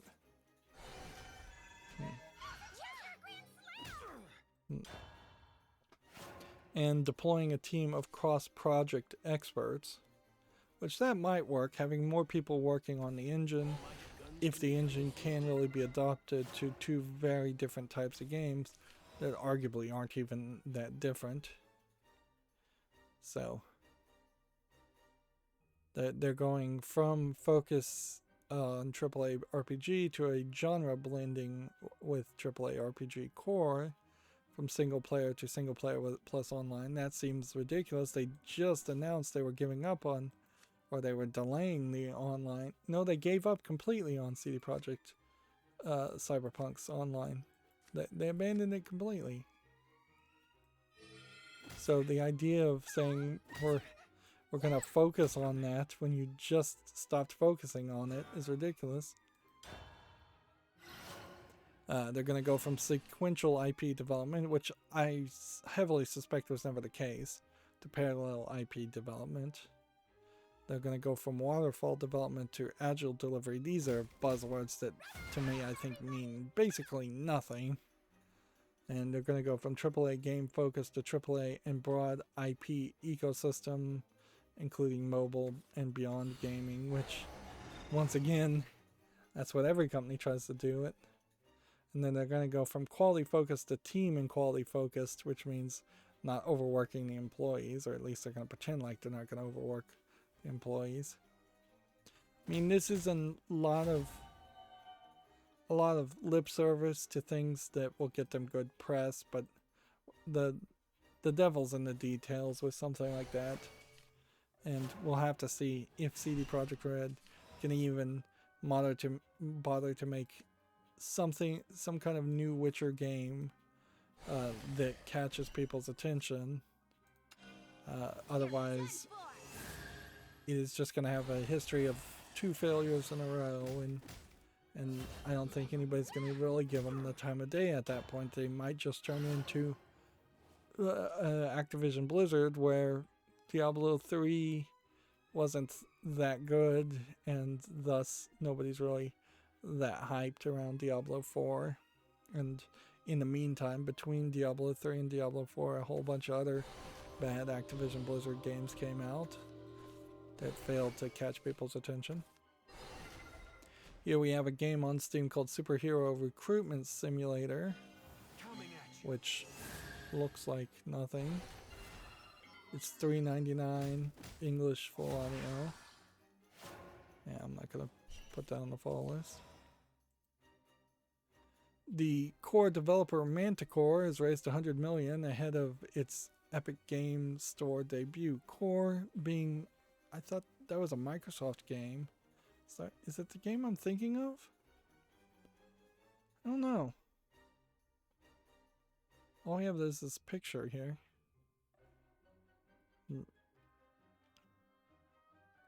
Core launches in early access on April 15th. Core must be a different game than what I'm thinking of. There was a Microsoft game where there was something that was like a Core that was super unfinished. That must have been called like Recore or something. I bet it was called Recore, come to think of it, yeah. It's not a name I would use for a title. Recore only came out a couple of years ago. Although maybe they're running out of names to use. Here we have a game called Best Miner, which is some like low effort top down twin stick shooter by the looks of it. For $2.39 English and Russian.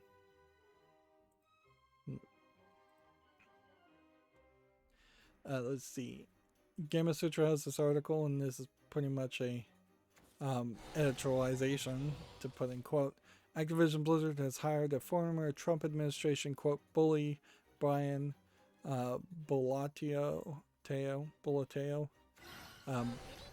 unless his nickname is Brian Bully Bolatio, it's not appropriate to editorialize it when saying news.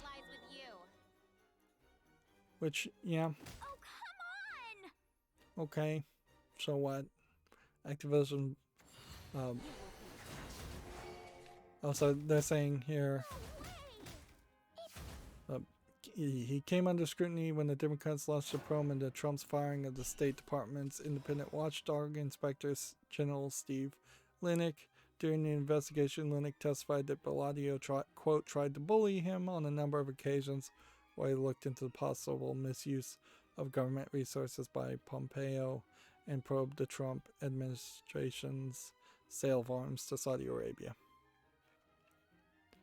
Yeah, and this is just feels like an example of rich people being allotted the ability to get jobs no one else can ever get.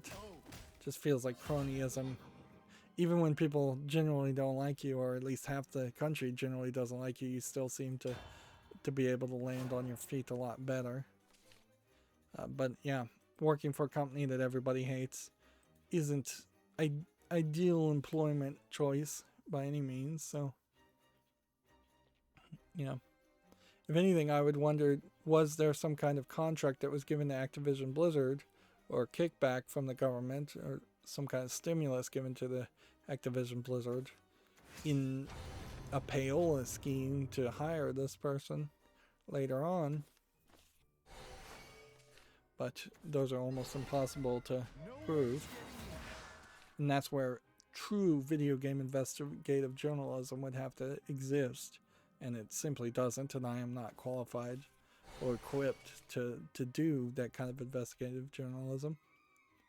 Here we have a game on Steam called Cave Nightmare, which looks like nothing. Looks like a roguelike for 59 cents, English only. I'd say I have about 10 tabs, but I suspect I'm going to end up opening a bunch of other tabs.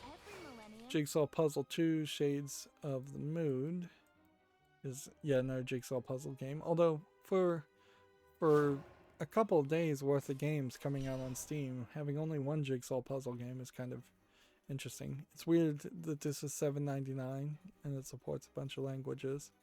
That seems rather high.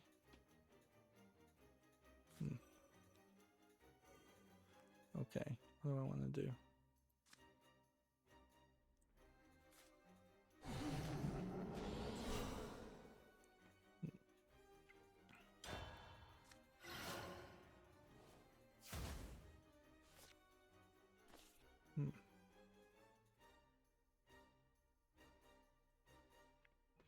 Let's see. A $76 million cheating ring was busted by Tencent and the police in Operation Chicken Drumstick. Chinese police. Which I guess that's good news.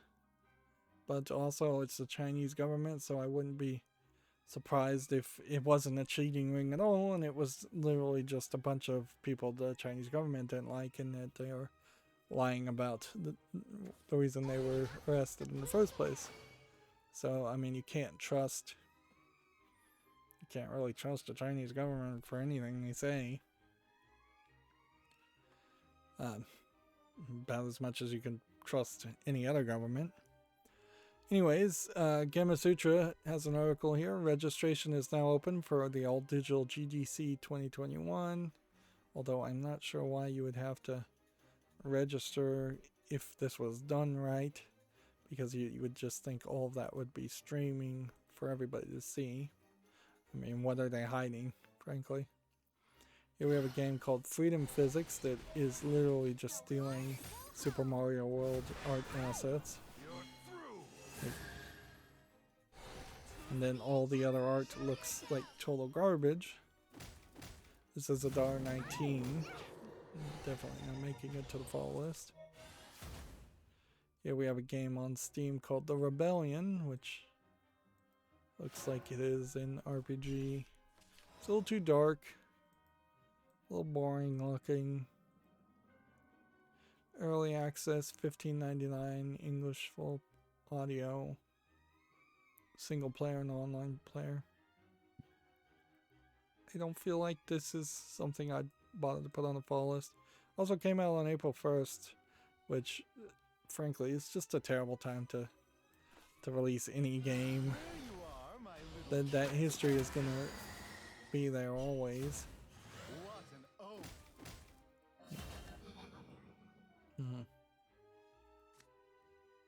I want to do this? Hey, let's play.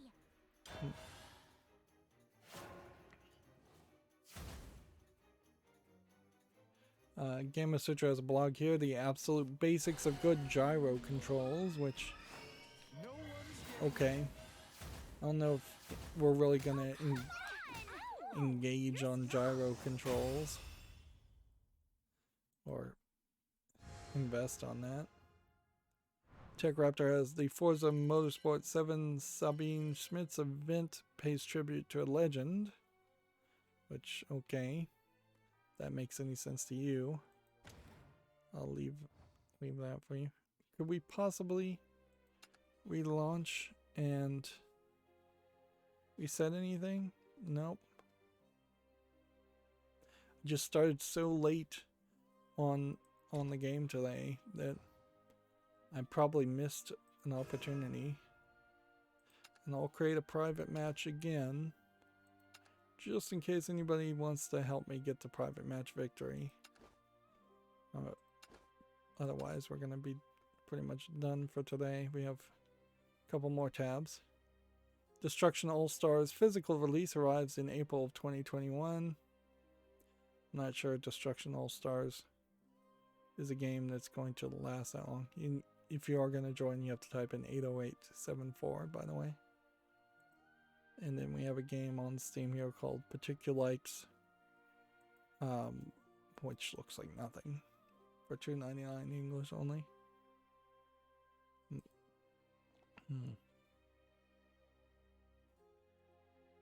And then Steamworks is put out this link to building a community, how to build a community through communication and how Steam can help, which is interesting because Steamworks either has not been really putting out blogs or articles, or I have just not been following Steamworks in particular.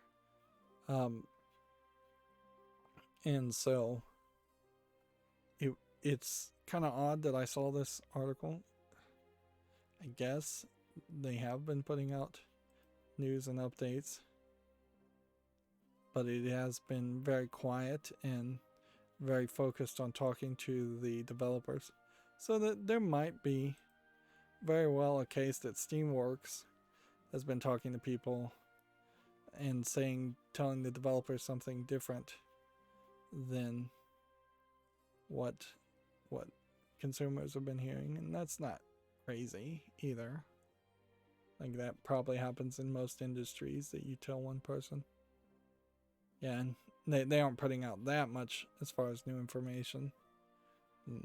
I'm already back to September of 2020. Okay, well then that brings me to the Humble Bundle store and my Twitter feed. OBS 27 is almost here, and they need their help testing.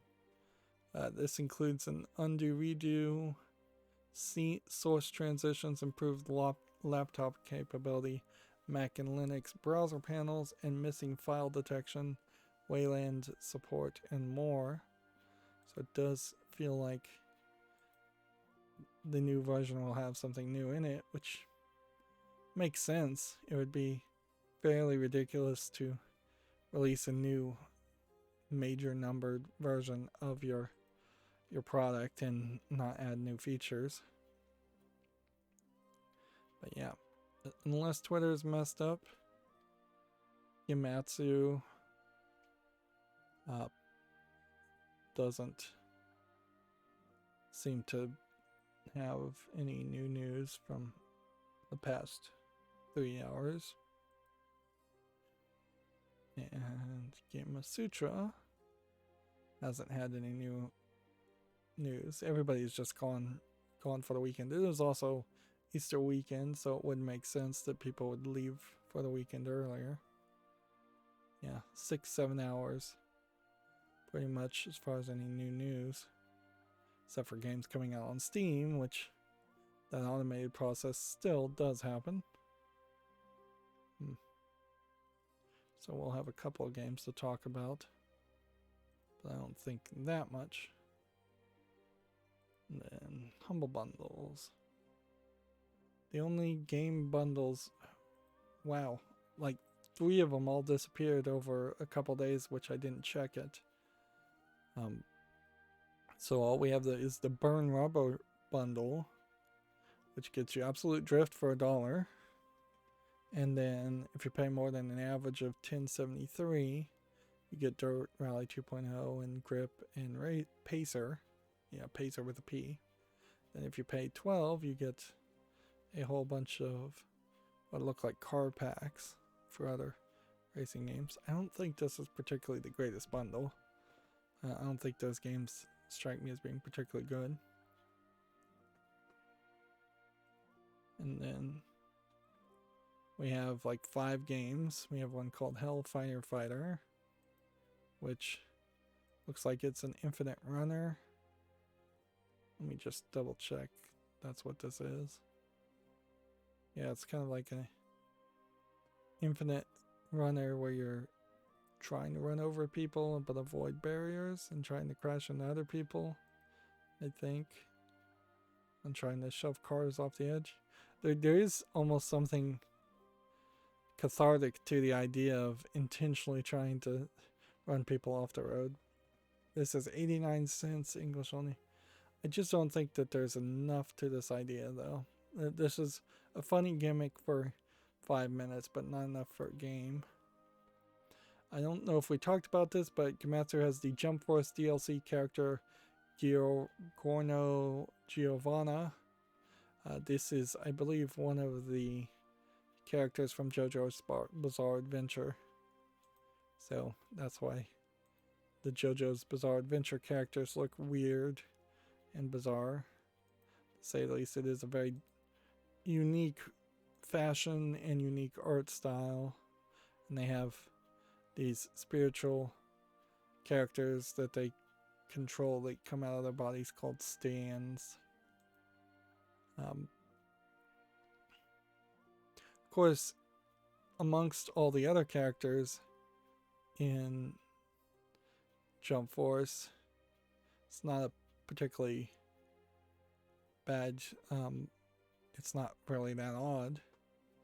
Of course, Jump Force runs into this problem that Shonen Jump itself is running into, is that they are dangerously going to run out of really, really popular content. They need to get 1, 2, maybe even 3 major sellers to line their magazines. Otherwise, they may see physical sales drop massively, and I don't think they're ready to move to digital, and I don't think a move to digital would save them if there is just no quality content to be had. I would imagine they might start like re-airing older issues and do republishing something, but I don't think that would play very well either. Here we have a game on Steam called Speed, which, yeah, looks like nothing. Yeah, English full audio. Here we have Sexy Sniper, which is once again just a low effort asset flip game. It's just the exact same game. It's the exact same publisher. They come in every couple days with a different name and they publish the exact same game.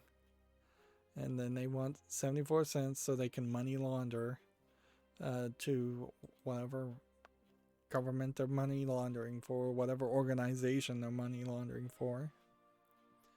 Here we have a game called Welcome to the Adventure Inn. We didn't see any real adult games today. This definitely feels like one that may have been censored.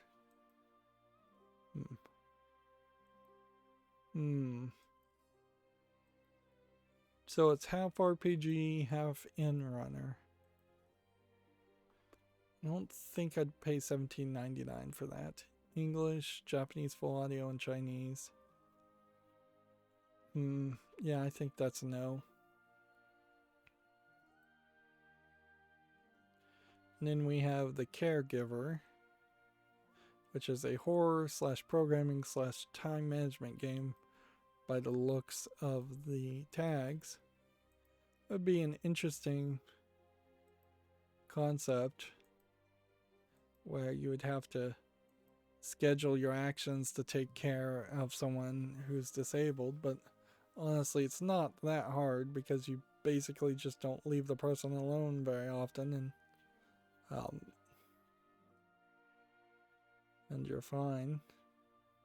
See, yeah, that's the question, is where would the psychological horror come into play for these elements?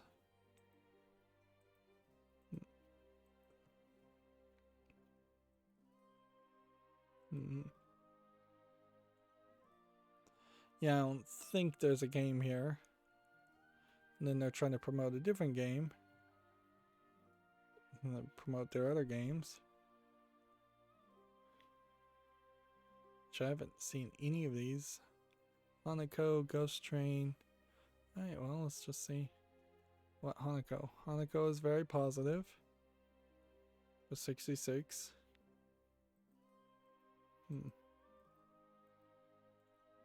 Well, that is something to think about. And then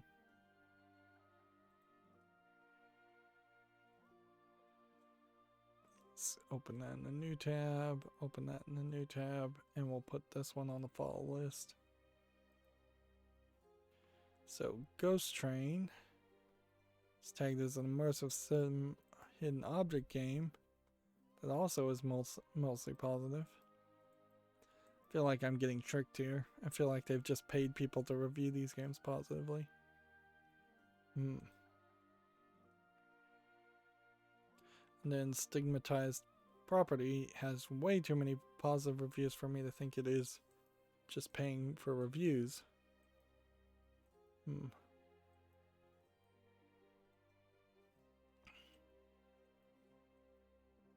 Maybe there's something here, or maybe it's just the fact that these are $2.99.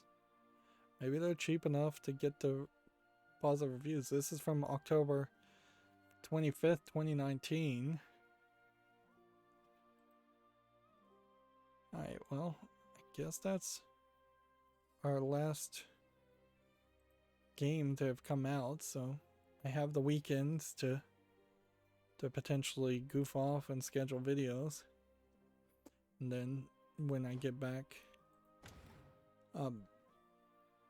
tomorrow, I need to log in and re-roll the private game. We are up to 200 gold, so we'll want to slowly build up our gold and on occasion still buy packs. Well, that's going to be it for this stream. As always, I ask you to like, share, subscribe, comment, and watch every second of my videos. If you want to further follow me on any social media sites, there's a bunch of links down below. And if you want to support me further, there's a link to Patreon, or you can friend me on Steam and gift me a game off my wishlist. Thank you for watching. Have a good evening.